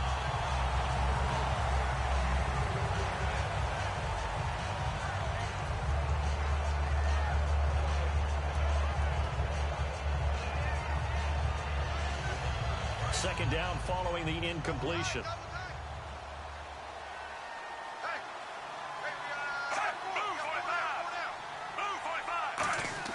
Play fake to Forsett. Now Flacco. And he's going to be taken down here. Back across midfield, 3 yards away from midfield at the 47. And I know it seems like we say this a lot in broadcast booths, but a quarterback can hold on to the football too long in these situations. I think he did right there. Oh, I agree with you totally. Sometimes you have to understand situations. Get rid of the football, save some yardage to make it less to gain for the next down.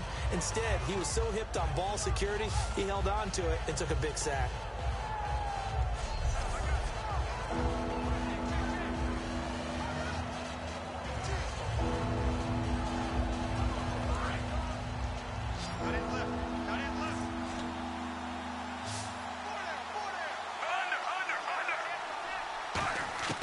Third down, Flacco from the gun.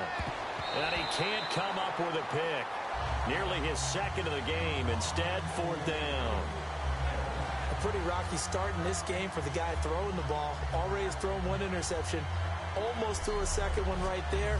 All he's doing right now is giving the defense a whole lot of confidence.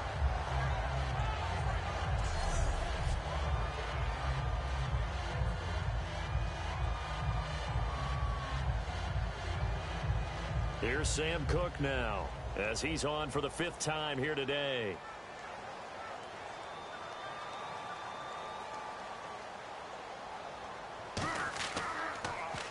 He gets us away. It's a good one, drawing toward the sidelines. And no return here. Where will they spot it? They say just outside the 20-yard line. The Jags offense now gets set and heads back onto the field. And on the last go-around, they really couldn't get anything going. They had to punt from deep inside their own territory, which means you're going to lose the field position battle as a general rule. What they're looking for now is a little more consistency, move the ball at least a few times on offense, get a couple of first downs, and hopefully flip the field. Yeah, just something to build off of. That's what they're looking for here. Double tight, double tight. Hey, we got 3 down, 3 down. Now a play fake here on first down. He's got time in the pocket. That is incomplete. The tight end Julius Thomas, the intended target, and that'll bring up second down. CD, wanted to get your thoughts just on the landscape of the offseason for each of these teams. Super Bowl in the rearview mirror, but so much going on.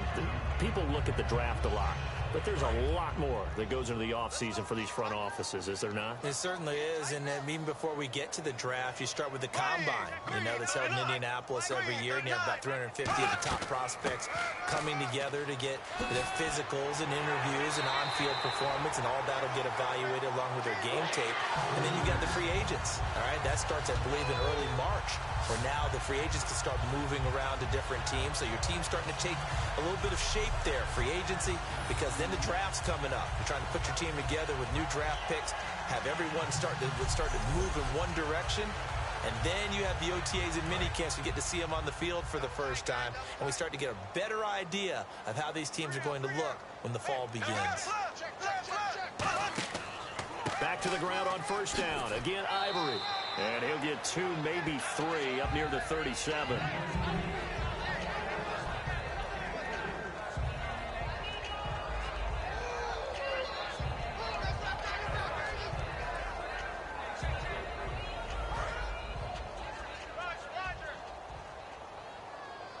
They come out 5 wide, 3 of them to the right side.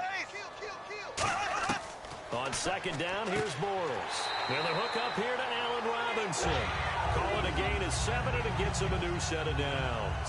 Look, the raw numbers of everything doesn't always tell the tale. Allen Robinson caught 80 passes in 2015, 73 in 2016. But the yardage was a big difference, about 500 yards off. Yards per catch way down. 1,400 last year in the season that just finished 883. It's interesting how that worked out. Explosive plays, always the goal of the NFL. Not enough of them for Allen Robinson in 2016. Looking left side and completing it to Thomas. Give him 9 there on the first down completion.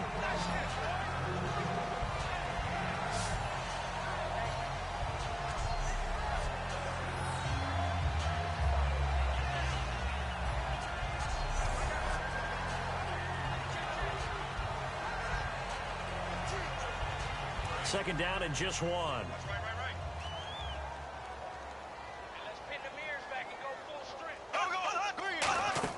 They go play action for Yeldon. Now it's Bortles surveying the field.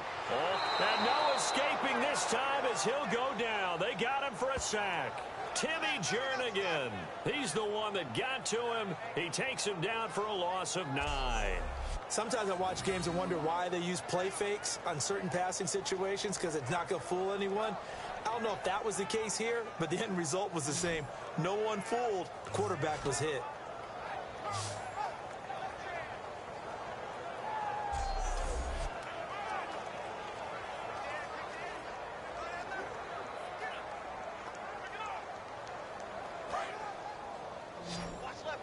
Watch left. Stop right there. Here we go.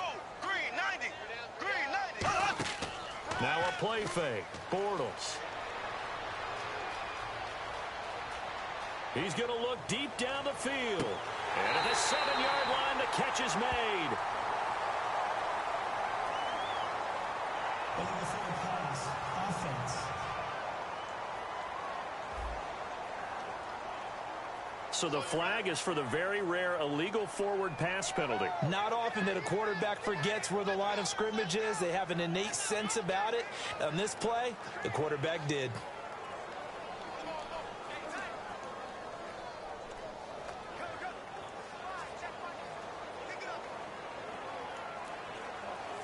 Here's Brad Nortman now. He's been terrific so far.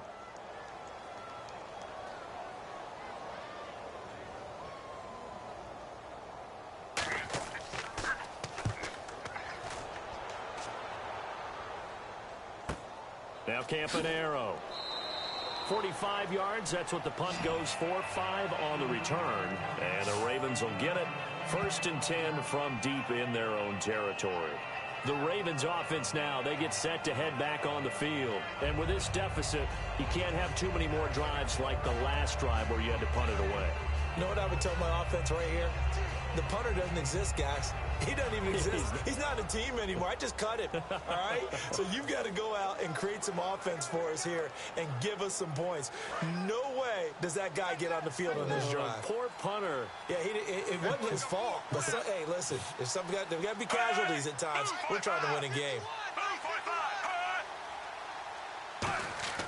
Throwing here on 1st down. Flacco. And Steve Smith hauls it in. And he's brought down after a good gain. It's a gain of 20 that time. And Steve Smith still making catches on Madden, but his career is over, finishing it with over 1,000 grabs, over 14,000 yards, and 81 touchdowns. And no one went out better, as far as I'm concerned, than Steve Smith. Did you see his letter to the commissioner? Tell me about it. Where he said that I will no longer be around to antagonize defensive backs. And he did just that. Agent 89 out.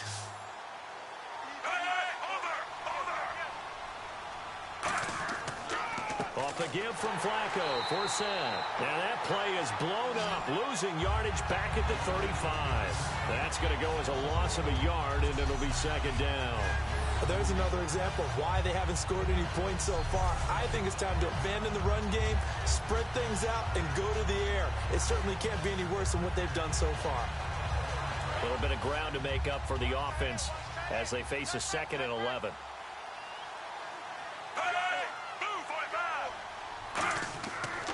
Flacco gives to Forsett, and he will lose yardage back to the 34-yard line. It'll be a loss of 1, and it'll be a 3rd and about 13. Partner, we're into the 2nd quarter, and I guess you can kind of look at it both ways. The offense, they've got to figure out what they're going to do because they haven't scored any points. But if you're the defense, you're feeling great about what you've got going on. The only concern you have, if you get to the half, what adjustments will the offense make to try to defeat you?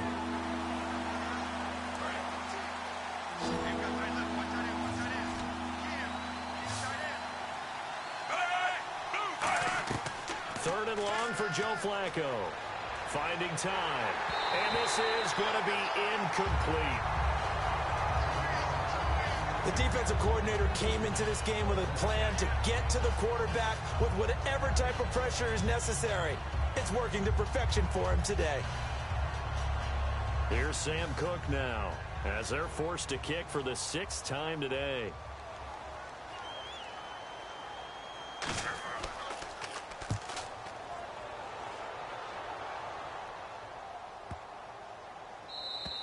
And this is going to hit the goal line and continue on into the end zone for a touchback. Here comes Blake Bortles now to lead his offense back out there. He's played a pretty clean first half, a touchdown, no interceptions. Frankly, that's what they expect out of him. They want to see the ball thrown and thrown well, and he's able to do that and put it in the end zone. They'd love to see more of that before this game finishes. But right now, he's got his team in a good spot. A good spot, maybe looking for touchdown pass number 2 here in the 2nd quarter.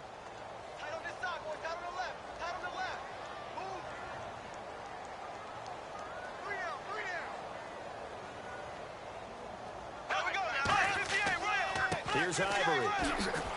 And he finds some space past the 25 to the 27. A solid run on 1st down. Gain of 7 leaves him with a 2nd and 3. Playing against a 3-4 front is really challenging for offensive linemen because they can do so many different things. But when you're running the football, if you can handle the nose tackle up front and then maybe a guard can slide up to the second level and block a linebacker, that's when you have success running the football.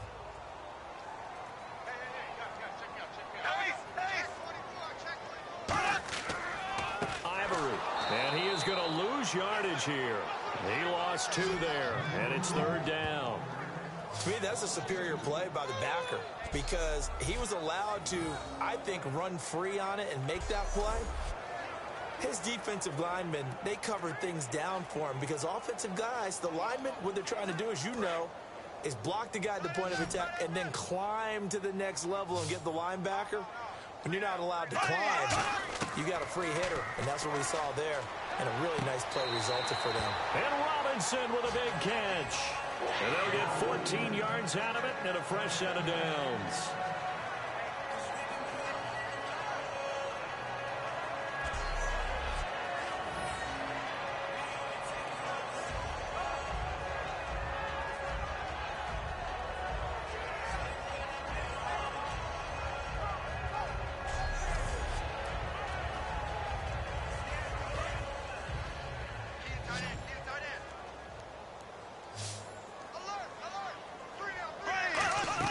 Bortles now on 1st down. Oh, a ball batted in the air, and now it's intercepted. Picked off here by Jimmy Smith. And they'll take over inside the 45 at the 44-yard line. Well, there definitely was some juice on that pass. And while tight ends don't always have the same reputation for hands as wide receivers do, in this case, that ball was expected to be caught.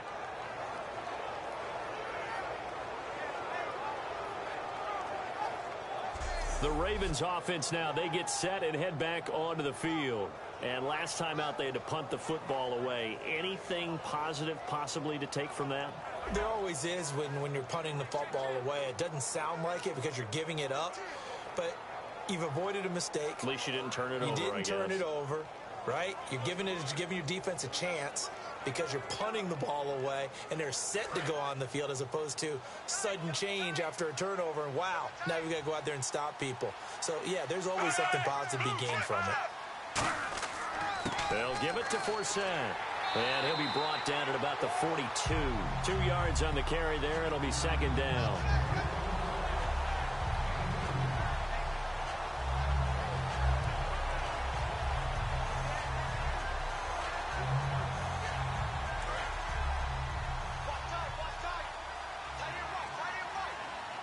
They come out here in the eye. This is Forsett. And he's going to be met at the line of scrimmage and taken down. Only a yard on the pickup there, and it'll bring up a 3rd down.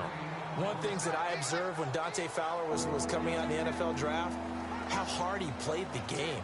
Every time I turned on a tape, he was either rushing the passer, making a play in space against a ball downfield, or hustling from one sideline to the other. How about that play right there? Making a nice tackle, holding it to a short gain. He's got time. Smith catches left side. The completion good for only 6, and that'll bring up 4th. He decided to run a hitch route. It really helped to have a guy who could turn it loose. And, boy, he rifled one in there on that one. Not much run after catch, but it worked really well.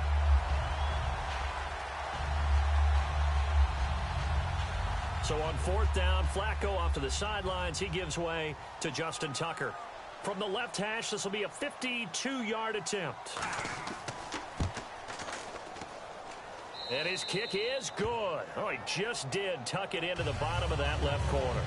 And they're on the board at least here. It's now 17-3. So after the pick, they can't capitalize for 6, but they do get 3. And I know in this situation, most of us want to focus on the offense. You know what side of the ball I played on. Let's give that defense a lot of credit. Taking over in a sudden change situation and shutting them down.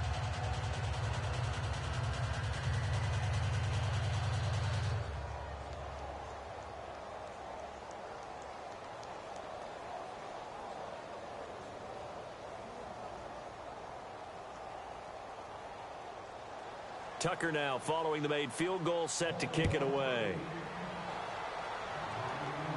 This fielded a few yards into the end zone.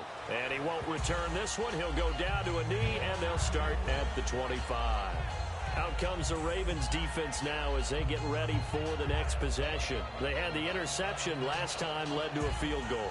And kept points off the board against them as well. What a great way to end a drive. Take it away and set your offense up to put points on the board themselves. The only thing would have been better, a touchdown. Now they'll be looking to get the stop and lead to that here on the next drive.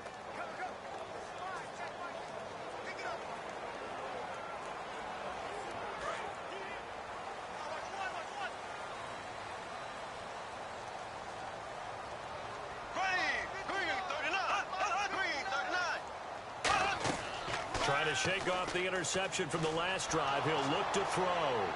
And seeing no options, he just tosses this one away incomplete.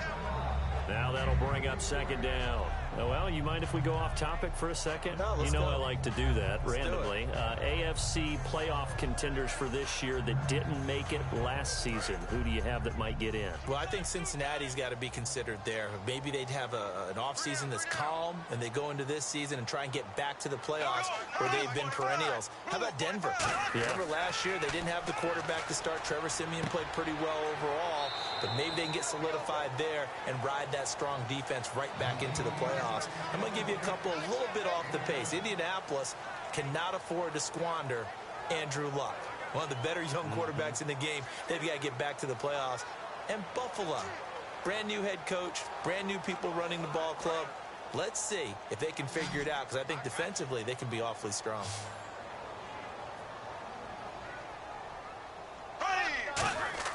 Bortles going to try and throw on third down. And that is incomplete. I'm not sure we could spot any tendency here on this third down. They could have run it or passed it. Either one was available. They chose to try and get it through the air, but they were unsuccessful. Here's Brad Nortman now as he's on to punt for Jacksonville.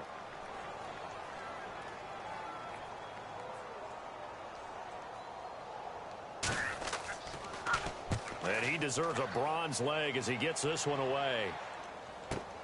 This is taken around the 12. That'll be put in the books as a 53-yard punt. And out will come the offense as they take over. And now Baltimore gets set to take the field. And fortunate to get points on the board last time. They had to hit a really long field goal to do so. The kickers in today's game are so good and so skilled and hit from distances that we almost start to take them for granted. And we can't do that. That's a long field goal that they got 3 points out of. They've got to feel good about that, and they better make sure they love him up because he's helped them out. Yeah, now we'll see if that offense can put 6 on the board here. We'll see.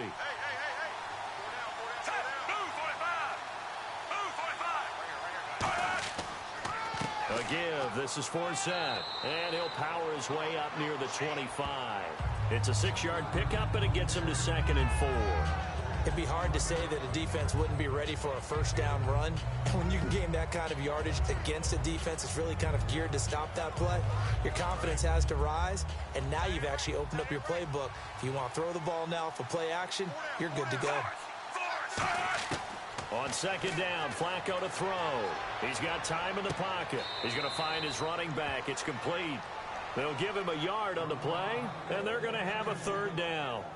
I'm going to show my age here a little bit. We used to talk about running backs catching the ball as safety valves. Nowadays, they're a big part of the passing offense. Quit acting like you're so old. You're only 65. So here we go, a 3rd down after the 2nd down pass completion. 2 minutes to go here in the first half. Back with more from Jacksonville. Don't go anywhere. We'll be back after this.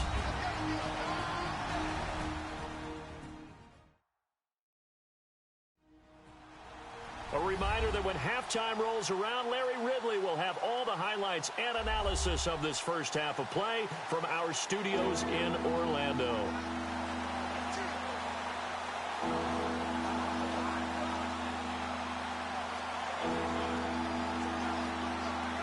Let's see if they can convert here on 3rd and 3.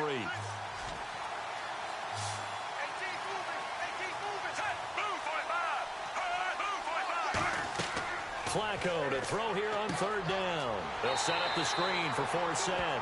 It's a gain of 4 there, and it gives them a new set of downs. And now it looks like they're going to be in the hurry-up.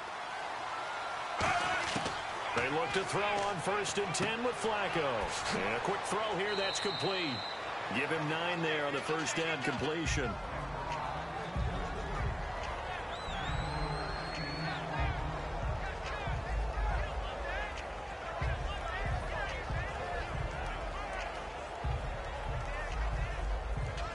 So they complete the pass, and now they face a second down.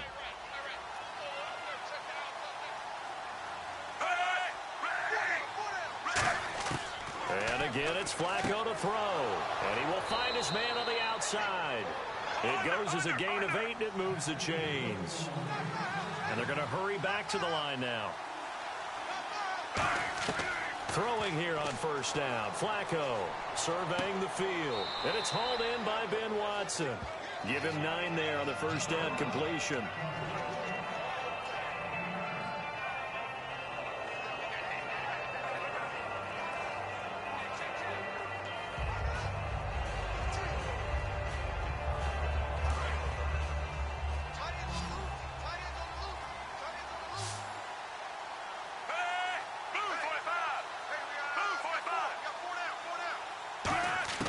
Flacco will take to the air again.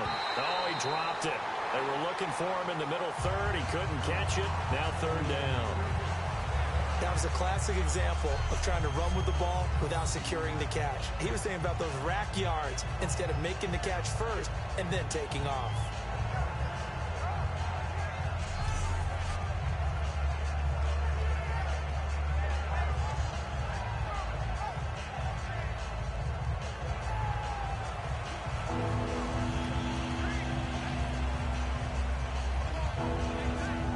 This will be play number 7 on the drive. 3rd and a yard.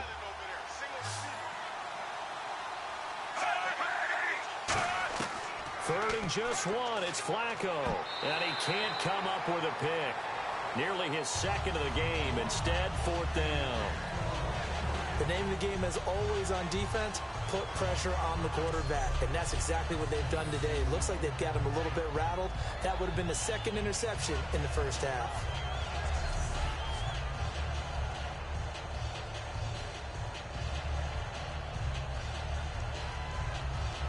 Now Justin Tucker. He has hit from 61 in his career, so he has the leg for this. This will approach NFL record territory. It's a 62-yard attempt. They're not going to get it. They try to move the chains with a surprise, but it's a turnover on downs.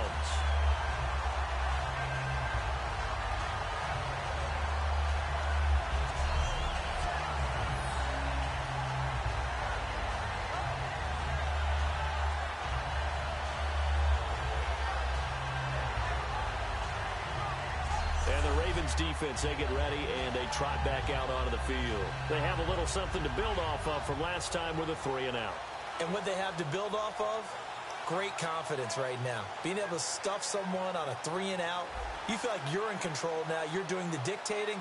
They want to see if that can continue as this game progresses. Will it continue? We'll see.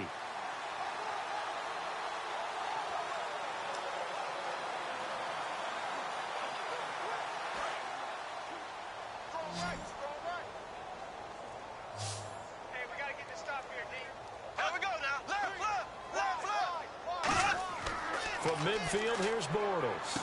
A dump off for Ivory. And he's brought down.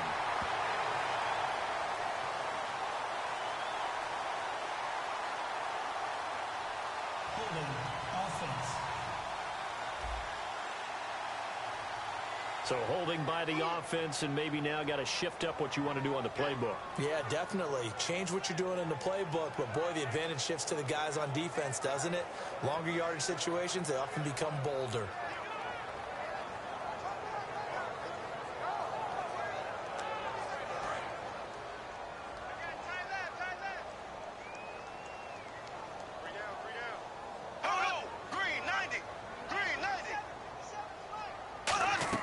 Bortles.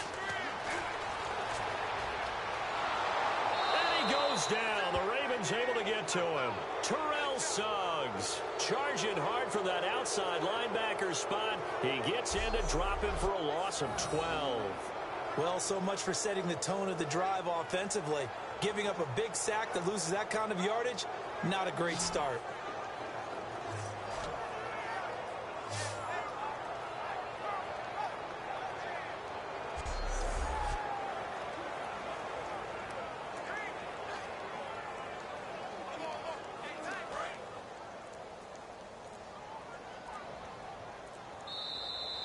So we hit the halftime break here in Jacksonville with the Jags on top as we send you downstate to Orlando to check in with Larry Ridley and our EA Sports Halftime Report. Thanks, Brandon, and welcome to the EA Halftime Report.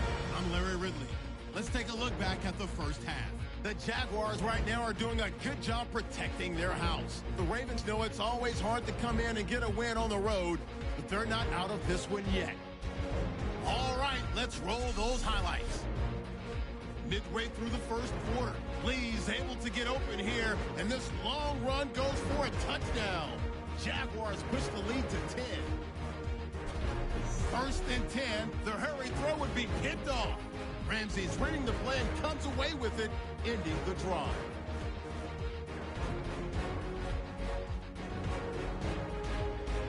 Offense on the field now after the INT. Ivory's going to stay between the tackles, and this long run goes for a touchdown. The lead now at 17. Jaguars with the football late in the half. Suggs is able to zero in on the QB here. This ends up as a huge loss in yardage. So that's it for us at the EA Sports Studio. We'll go back now to Everbank Field for the start of the second half.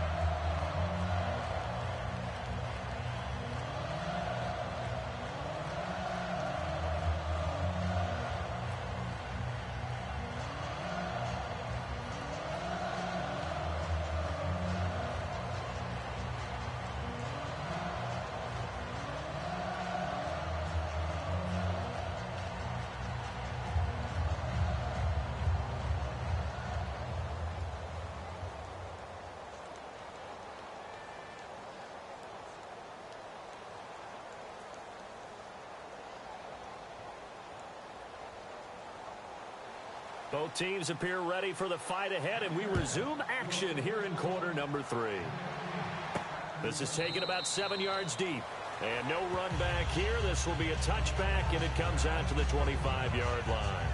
Out come the Ravens now. They'll go on offense first here in this third quarter. They have the ball here for the inaugural drive of the second half. Pretty big deficit, though. We'll see what adjustments were made in that locker room. And I never want to make something more important than it actually is, right? I don't want to create more hype than what is there. But this is I'm doing it, though. This is a really important drive. And we often talk about teams scripting plays to start a game. A lot of them script to start the second half, too. And they're scripting something that they expect to get them into the end zone and back into this game. We'll see if that script is a good one for them. They go play action here on first down. Now a hit, and Flacco drops the football. It's loose.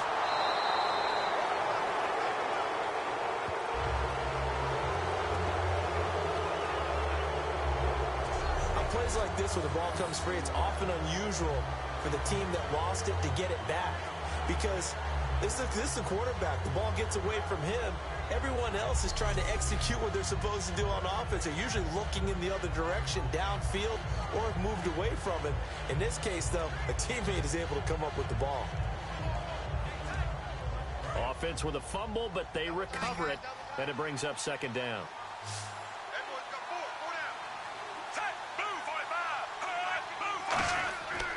They'll run with Forsett, and he'll get this one across the 20, but only up to about the 21. Only 3 yards on the pickup. They'll be left staring at a 3rd and 14.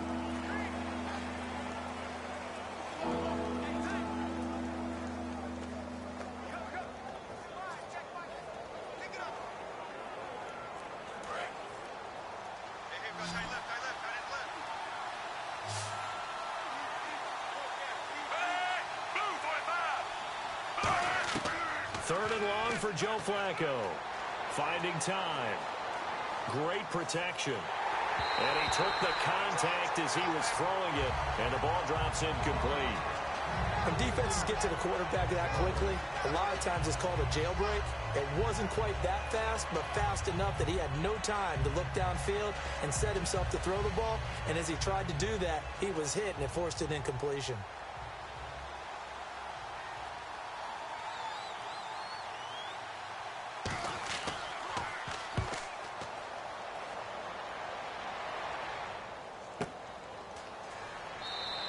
So a change of possession here on the punt. And the Jaguars go on offense, first down and 10. Now we take a glance at the offense as they work their way back out for their first possession of the second half. They were able to get the ball back here, didn't surrender any points. Now they'll look to add to that lead. How about the boost the defense gave them? Going right out on the field, shutting them down, not giving up any points, and turning the ball back over. They want to do their part now and show them a little respect and some gratitude by scoring some points. And to get a little more cushion. They'll come out in the pistol. Now a play fake here on first down. And he is going to be hit and taken down. Bortles sacked. Well, that play was the very definition of fast, quick, and in a hurry. Suddenly, he was there. Yeah, blink of an eye. That happened fast and a big sack.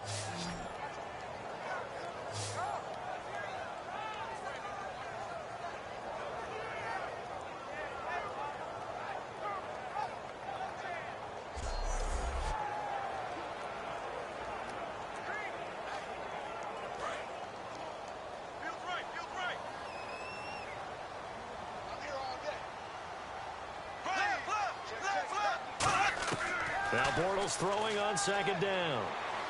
To the sideline, and oh, a nice catch there. Made sure the feet were inbounds, and they were.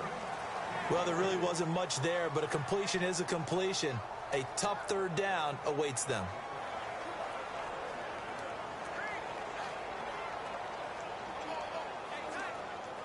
Completed pass on second down. Now it's third down as the defense looks for the stop. On third and long, it's Bortles. To the right side here, the tight end Thomas. It'll be a gain of 8, but it'll also lead to a fourth down. Whether you're playing West Coast offense or not, one of the maxims of the West Coast offense is you're either throwing a touchdown or a check down. In other words, look for the big shot, but be smart. And I think they did exactly that on that play. They didn't get the first down, but they're taking care of the ball well. Yeah, and being rightly cautious with that lead here in the second half.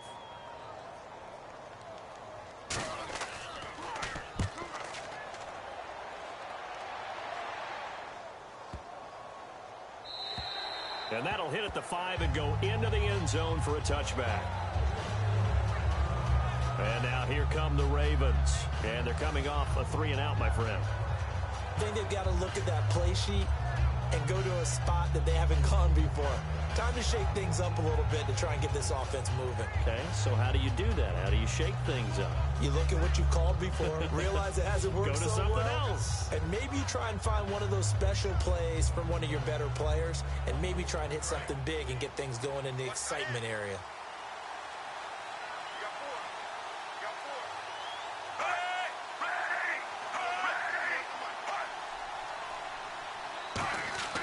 They look to throw on 1st and 10 with Flacco. He hits his target, left side, Watson. And he'll be down deep into Jacksonville territory. A big play there on the catch and run. 62 yards. Now that play will end up on the highlights, and you'll see it all over the place. But what you won't see, the offensive line that bought the extra time, that allowed for the big completion downfield, those guys made that play possible.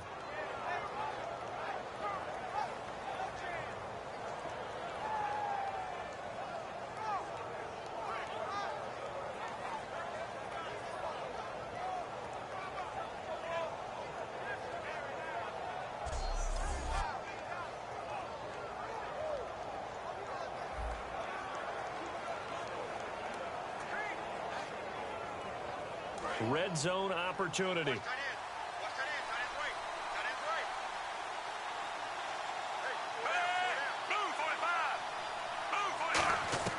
A red zone first down for Flacco. Firing quickly here, and that's complete. The completion good for 3, and it's second down. And that's one of his advantages of a passer, is it not? With his height, setting back there in the pocket, firing it over the middle, he can really see everything clearly.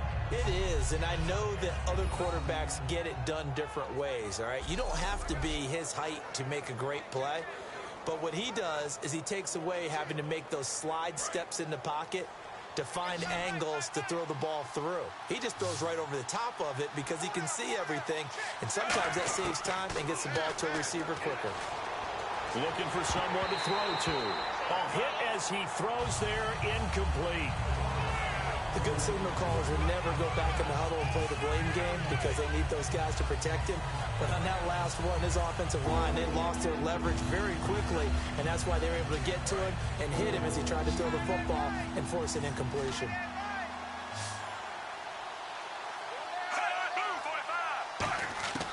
Third down, Flacco needs a decent chunk of yardage. And that will be incomplete as well.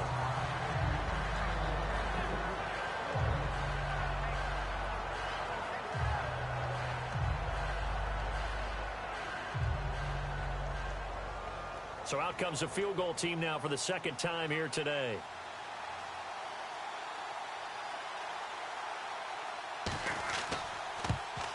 And Tucker's kick right there. It's good. And a second field goal here gets him back within 11 now. It's 17-6.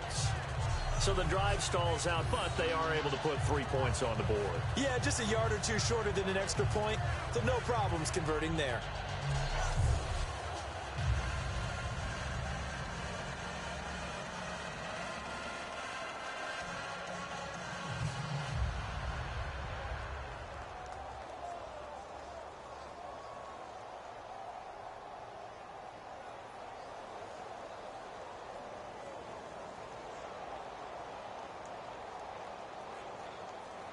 Tucker now following the made field goal, set to kick it away. This will be fielded at the 6. And a nice return sets him up pretty good here at the 30-yard line.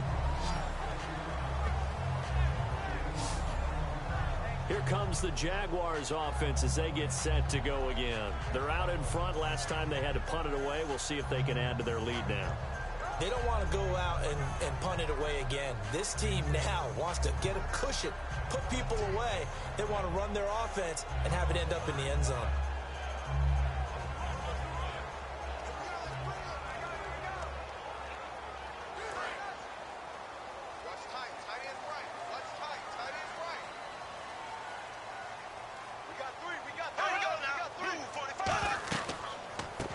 Down. This is Ivory.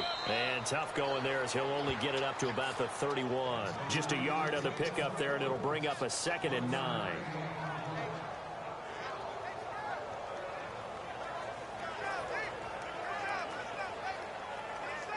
Nine yards still remaining here to pick up the first on 2nd down. Bortles to throw on 2nd down. It's caught right side. It's Hearns. A nice pick up there, 10 yards, and it'll move the sticks. And there, the man coverage not good enough. Recognition of the man coverage, and they found the guy who could win downfield.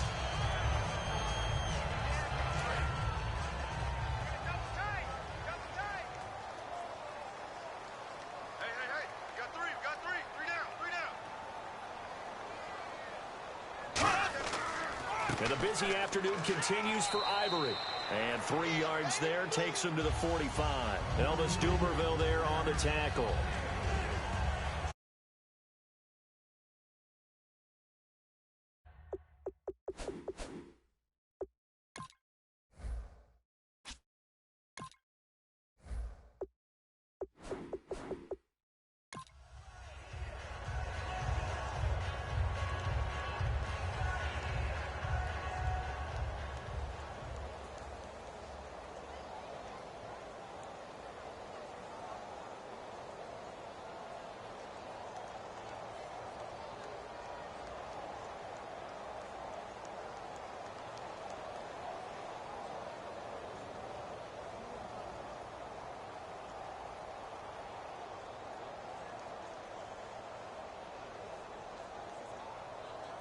second down following the run.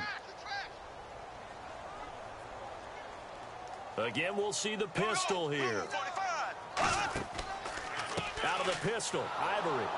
Trying to find a lane, but instead he'll get back to the line of scrimmage, and no more. No gain on the play, and it's going to bring up a third down.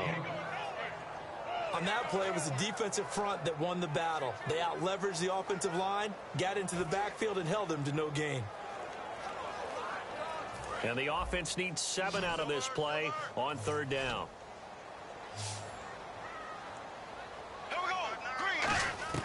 Throwing his Bortles on third down. Looking deep downfield. He's got it at the 15. A big play there. Bortles to Robinson. 42 yards. That has to be frustrating for defenders. Third down, they take a shot way downfield. There is good coverage, yet they still come down with the football and pick up a big gain.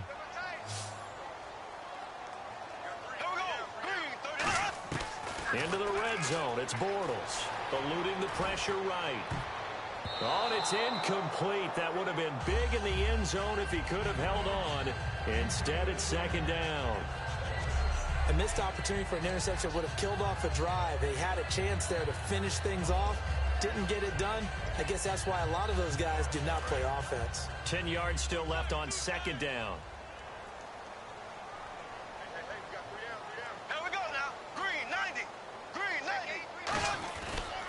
They go back to the ground attack here. It's Ivory. And he's going to get about 4 down inside the 10 to the 9. On any running play that's called, they're always hoping that it's going to break big and go the distance. But when you get a nice game like that, you're able to do so many things anyway. You can come back and run essentially the same play again, continue to move the ball on the ground, or you can decide to throw the ball now because usually you have the defense back on its heels. Allen Robinson, the intended receiver, and that'll bring up a 4th down. Not only did they drop what looked like an interception in the end zone, they blew a golden opportunity to shift the momentum. And no move to get the offense off the field. They're going on 4th and 5. They'll go for it. It's Bortles sliding out of the pocket. And they hit him as he throws, as this one's going to go straight down to the turf.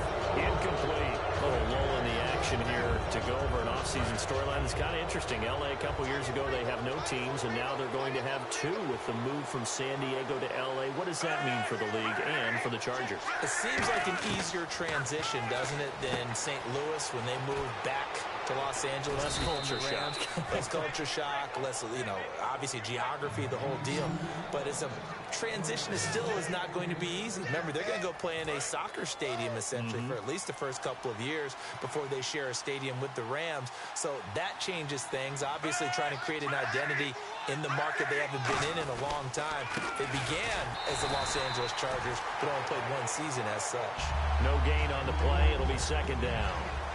No gain on that run, and while this team is down, they're not out of it by any stretch of the imagination. Maybe you just have to think about different style of running in order to get this guy going. Flacco here on second down. Quick hitter here, it's complete. And he'll get to the 29-yard line, brought down there. And they'll get 9 there as that sets him up better for third down. That time they hit him out of the slot on the drag. And that route takes some fortitude from the guy running it because he knows he's going through the briar patch, as I like to call it, right? He's trying to work his way through all that traffic, and people wanting to put a little contact on it. Really well done. And he's going to have the first down yardage as he's down at about the 30-yard line. 3rd and 1, partner. No need to be fancy there. Just use some force and move forward and pick up the first down.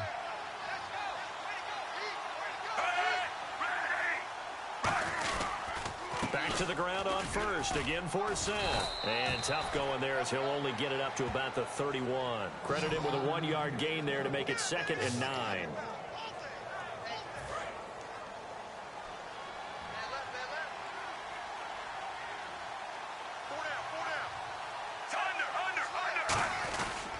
They'll run it here. This is Buck Allen. And he'll get this only up to about the 35. It's a 4-yard pickup there, and it leaves him with 3rd and 5. Well, if you're a football guy, that's a pretty run because everyone is in sync right there. Obviously, the guy carrying the ball, but how about the people up front? Leverage, athleticism, they created some nice space for him. Passing play, Flacco. And the Jags get to him as down he goes. Miles Jack in there to drop him for a loss on the play. Well, the defensive guys won't be real happy because there won't be a sack on this play because he did get back to the line of scrimmage. But what a job they did overall. Hemmed him in and gave him nowhere to go with the football. Here's Sam Cook now as he's on to punt for Baltimore.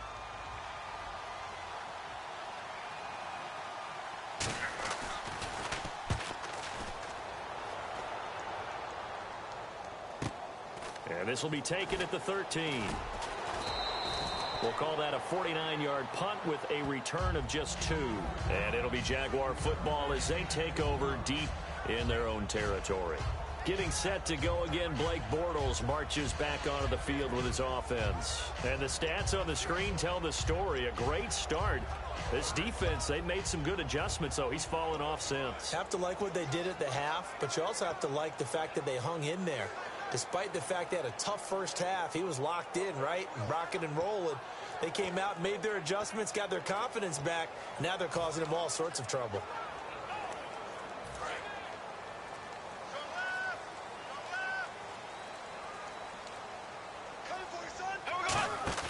They go play action here on first down. He's going to launch this. Oh, this is taken in. It's complete. He got 29 yards that time. Well, we know he's got the speed there. He needed the speed and the hands. A great catch. And because of that speed, you have to respect it as a defender. So you have to either play off or make sure you're somehow in contact with him, and he's able to do exactly what you said. This is caught at the 20. That one goes for 36 yards. A great job pulling that one in from a guy, as we know, who can really blaze. He's got a lot of speed. And that speed can work for him so many different ways. Sometimes he just takes off and goes and just runs past people. Sometimes you get people to back off so far that you can catch everything underneath. But still, at some point in the game, you probably have to make some contested catches, right? Sometimes you have to go up and beat a defender for the football. He has that in his arsenal as well. Showed it right there. You can feel the anguish all the way up here. It certainly looked like he had that one in the end zone, open, unable to hold on to it.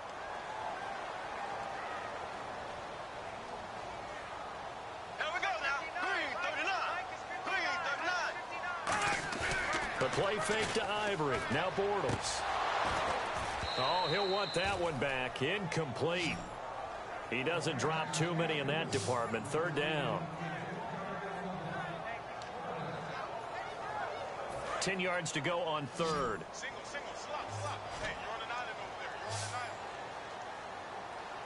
Don't let 89 go deep. Here we go. Blue 45. They fake the handoff. Now Bortles. Oh, and this ball's tipped and intercepted. Picked off by the longtime Charger, Eric Weddle. This defense figured out something in the locker room. That's 2 third-quarter picks now. And you just wonder, did he get too comfortable in the locker room himself? His team has the lead. Take care of the football. He's putting them in jeopardy right now. Here's Flacco. And the tip there altered the ball flight, and it falls incomplete. It'll be second down. You gotta give some credit there, able to hop up in the air and bat that one away. And that's frustrating for an offensive lineman because the only recourse is when he goes in the air to try and get some type of a pop or a shove, hoping to bring his arms down. Flacco, and he fires one that's intercepted. Picked off by the linebacker, Paul Posluszny. And they're going to take over right there at the 22-yard line. Should their woes on offense continue, that's the second pick thrown here in the third quarter. And we know it was ill-advised, but that was an opportunity to help them get back into the game. Instead, he throws another interception, and now their task is even tougher. A chance for us to look at this Baltimore defense again. They've certainly got something to build off of. They had the interception last time out. Here we go. And now they have to just make sure they're cognizant of not trying too hard for interceptions. Once you get one, it makes you a little more antsy to try and get another one. Now they got to be careful of double moves, different things like that against them. But they like the momentum that they've begun to build. We'll see if they can keep that momentum going. So they just got the football on an interception. They almost gave it right back the same way. And, you know, when you look over to the bench after that type of a play, number one is pure relief. Didn't give it up. But it's not the coach you're worried about yelling at you. So those guys on defense who just intercepted the pass and want to break over there. Hey, take care of the football, man. And now the offense operates in the red zone. Now a play fake here on first down. And he's got his big receiver Robinson for the Jacksonville touchdown.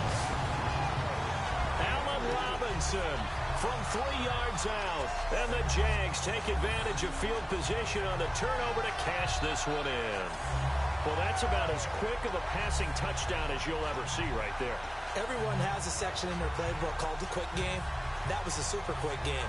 Out of the hands of the thrower, bam, right to the receiver, successfully for a touchdown. How in-depth is that quick game part of the playbook?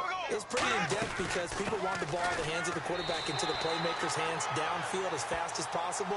There are a lot of plays, a lot of options involved with that. So they kept it on the ground, got it into the end zone. But Charles, sometimes you probably see teams treat a two-point conversion differently than if it was first and goal from the two, or I should say third and goal from the two. I agree with you totally on that. A lot of teams treat it as if they have farther to go and shy away from running the football. I think this is a great spot to do it because most teams play you for the pass. Go ahead and run and let your linemen surge and fire out.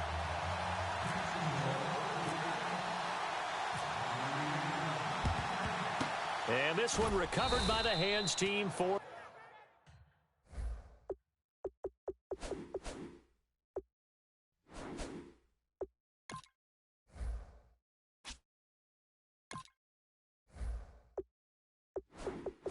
the Ravens.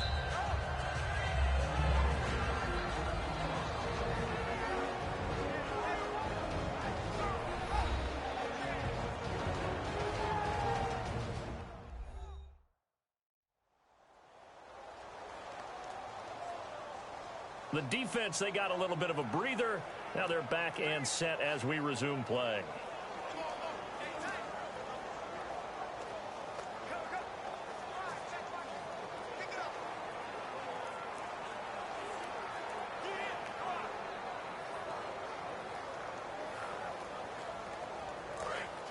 And on the outside, they're playing press coverage. They come up in an offset eye. Trying to shake off the interception from the last drive. He'll look to throw. He's just going to dump this one off to his fullback out of the backfield. And he gets this inside the 35-yard line.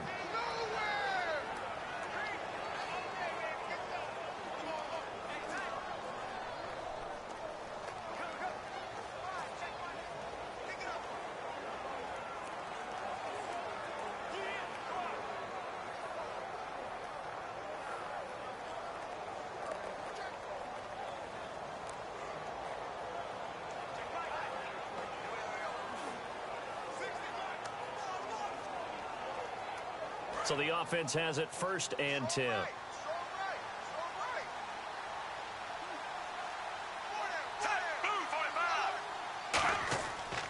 Now a give running left is Forsett. And not much running room. Down to the 32. Just a yard on the first down carry, so it's 2nd and 9.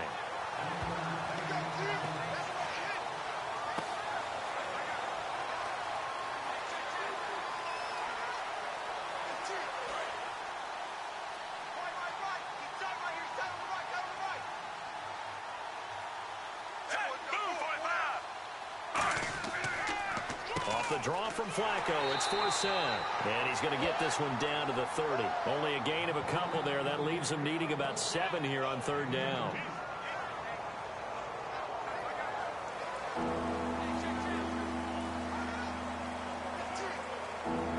They got to get to the 23 here on 3rd.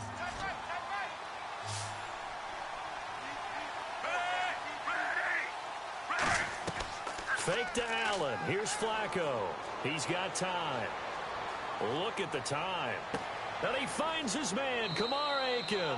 And he gets the first down yardage before he's brought down just outside the 10 at the 11. Partner, they weren't quite in the red zone, but things are starting to get condensed on the field. Throwing the corner route there, really nice play because it gives them a little bit of room to complete it.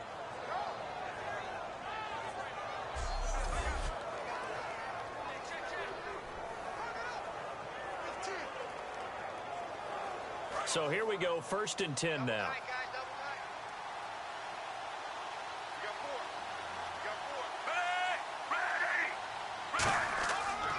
Now a run with Forsett. Oh, little 360. It's a 6-yard gain on the ground, and that'll make it 2nd and 4.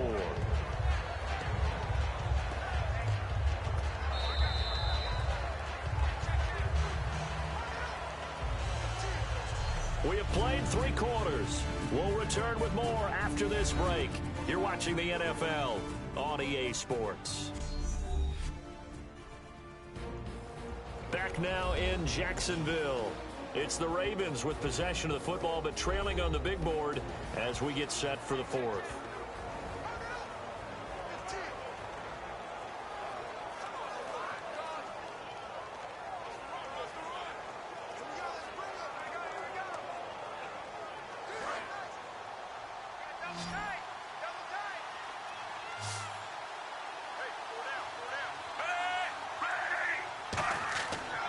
On 2nd down, Forsett. And he will take it in for a Ravens touchdown. Justin Forsett, a 5-yard touchdown run. And the Ravens cut into that lead.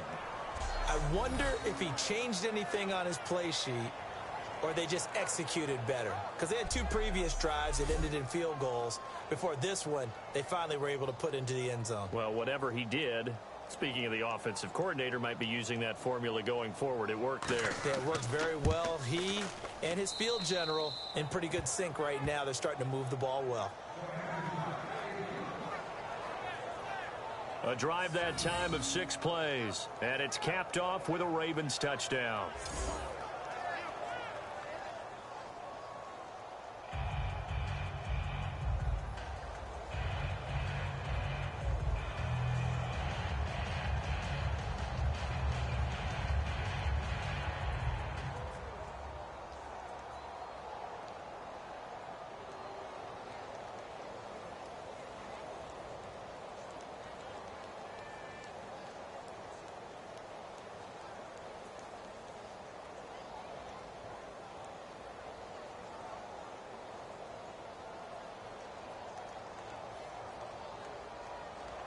Tucker now to kick it away following the touchdown.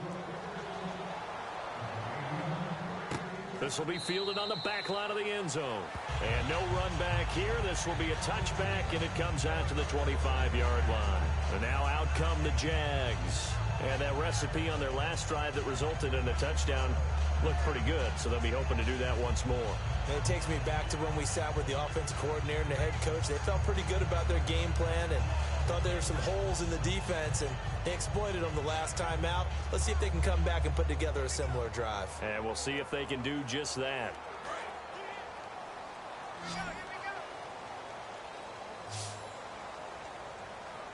Here we go now. Blue 45. Blue 45. On play action, it's Bortles. And he just gets rid of it, throws it away. The wise move there, looked like nobody open, now 2nd down.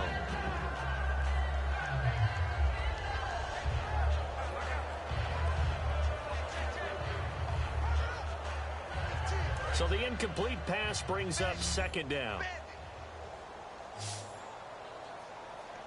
Here we go now. Green 90. Green 90. Back to the air on 2nd down. It's Bortles. Middle of the field, it's Robinson. And a nifty little deep juke spin move. Not a great deal there on the back end, but a nice gain still. Didn't they tell us in our meetings that they needed to account for him on each and every play? You think? A guy of his caliber? So how does a guy like him get that wide open? That usually means there's a tire breakdown on what the coverage was. That everyone thought they were doing something and they were supposed to be doing something else. But bottom line is, no matter what, you have to know where he is and cover him on every play. Bortles looking to throw on 3rd and 2. And Robinson with a big catch. And they pick up the first down there with a gain of 4.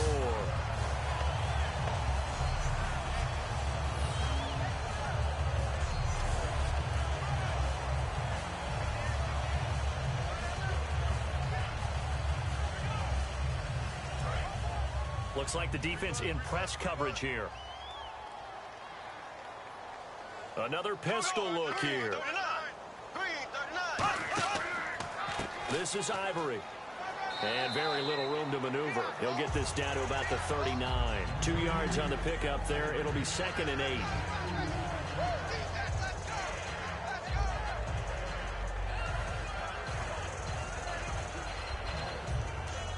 See if they stay on the ground for 2nd down.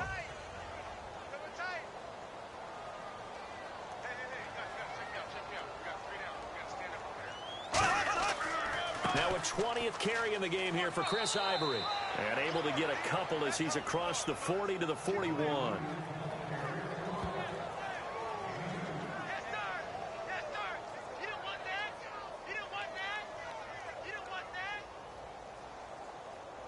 And this defense looks for one more stop here on 3rd after the run.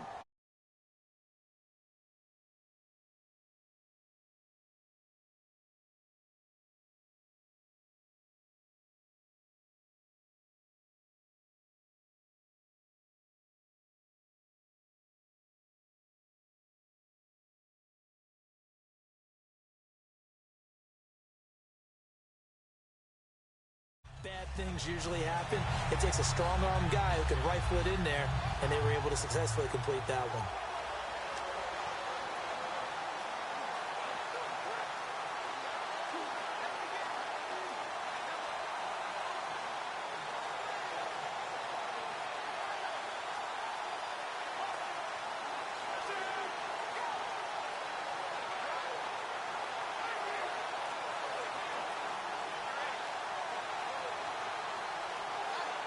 Fresh set of downs here. Watch right, watch right, watch right. Set the tone, defense. On 1st and 10, here's Bortles. It's caught on the right side by Robinson. 5 yards on the catch there, brings up 2nd down.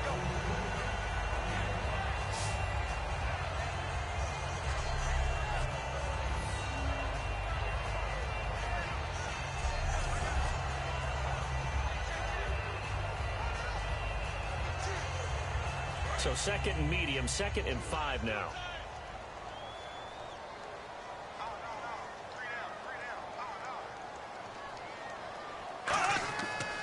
They'll run with Ivory.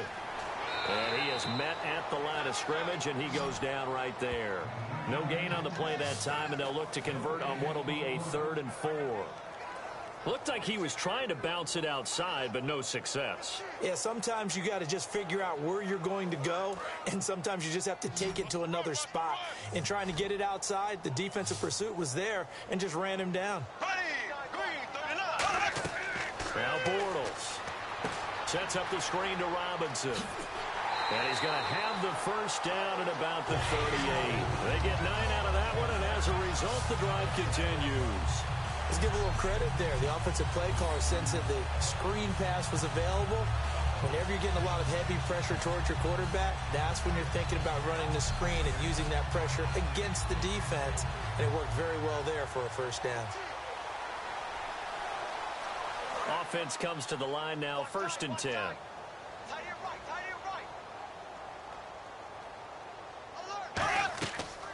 They'll run it now out of the gun. And he'll lose yardage here. Back at the 41. A loss of a full 3 yards, and now it's 2nd down. And the offense there, the O-line, everybody really on offense, they were just manhandled at the point of attack. Yeah, you could pretty much call them all out, couldn't you? Almost by name, right? That was a very tough sequence for the offensive line. But how about that defensive front creating a new line of scrimmage and creating a lost yardage possibility? Long drive. The defense just cannot seem to catch a break and get off the field. On second down, here's Bortles. And that's going to be incomplete. He was looking for Chris Ivory that time. And it's third down. Receivers work all the time on making sure they catch the ball, haul it into their bodies before they turn and run. A little bit of loss of focus on that play.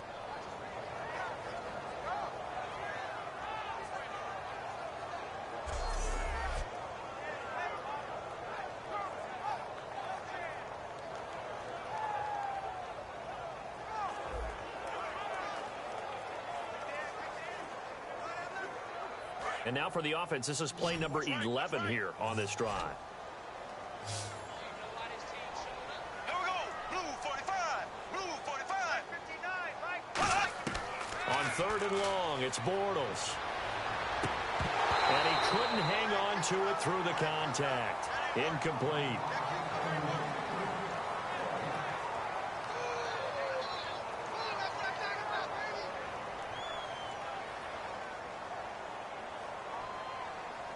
So on is Jason Myers. He's hit from as long as 58 in his career.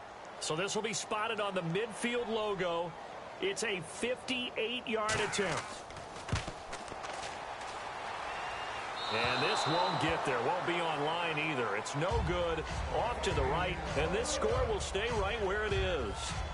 Well, this winds up an empty possession. Everything looked okay. He just never got the ball on target. And knowing him, he'll be disappointed with that effort.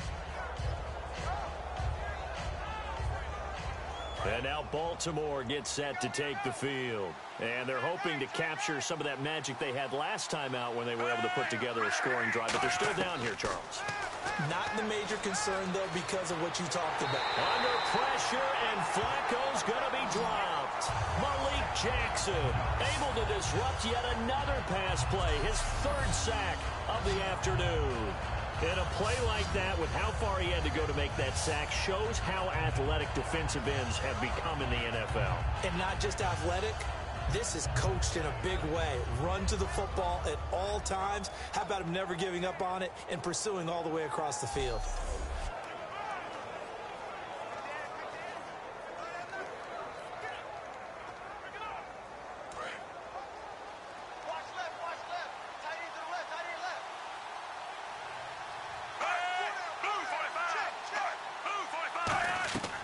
On second down, Flacco to throw. He's got time in the pocket.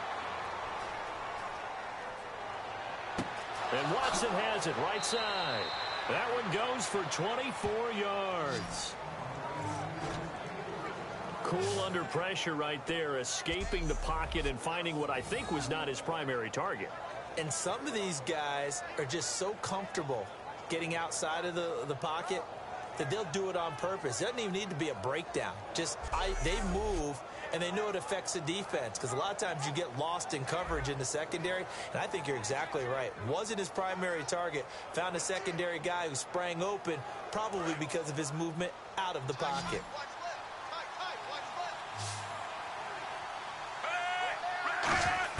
Throwing here on first down, Flacco. Smith catches left side.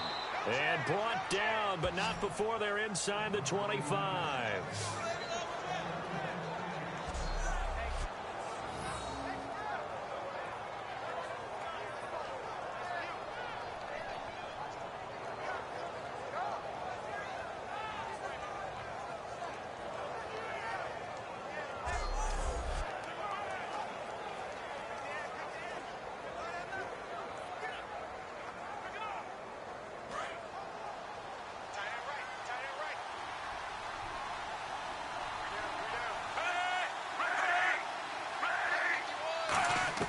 First and 10 here for Flacco.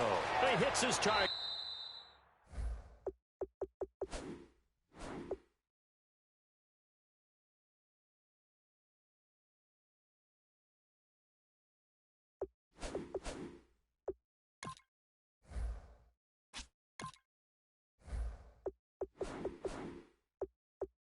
Left side, Watson.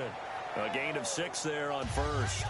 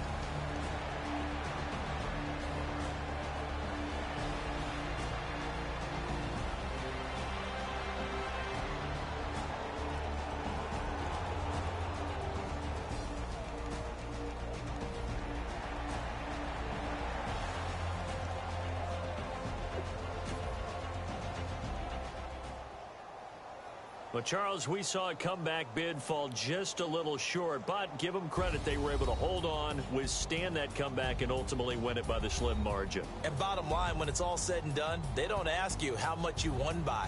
They just want to know, did you win? And that they did.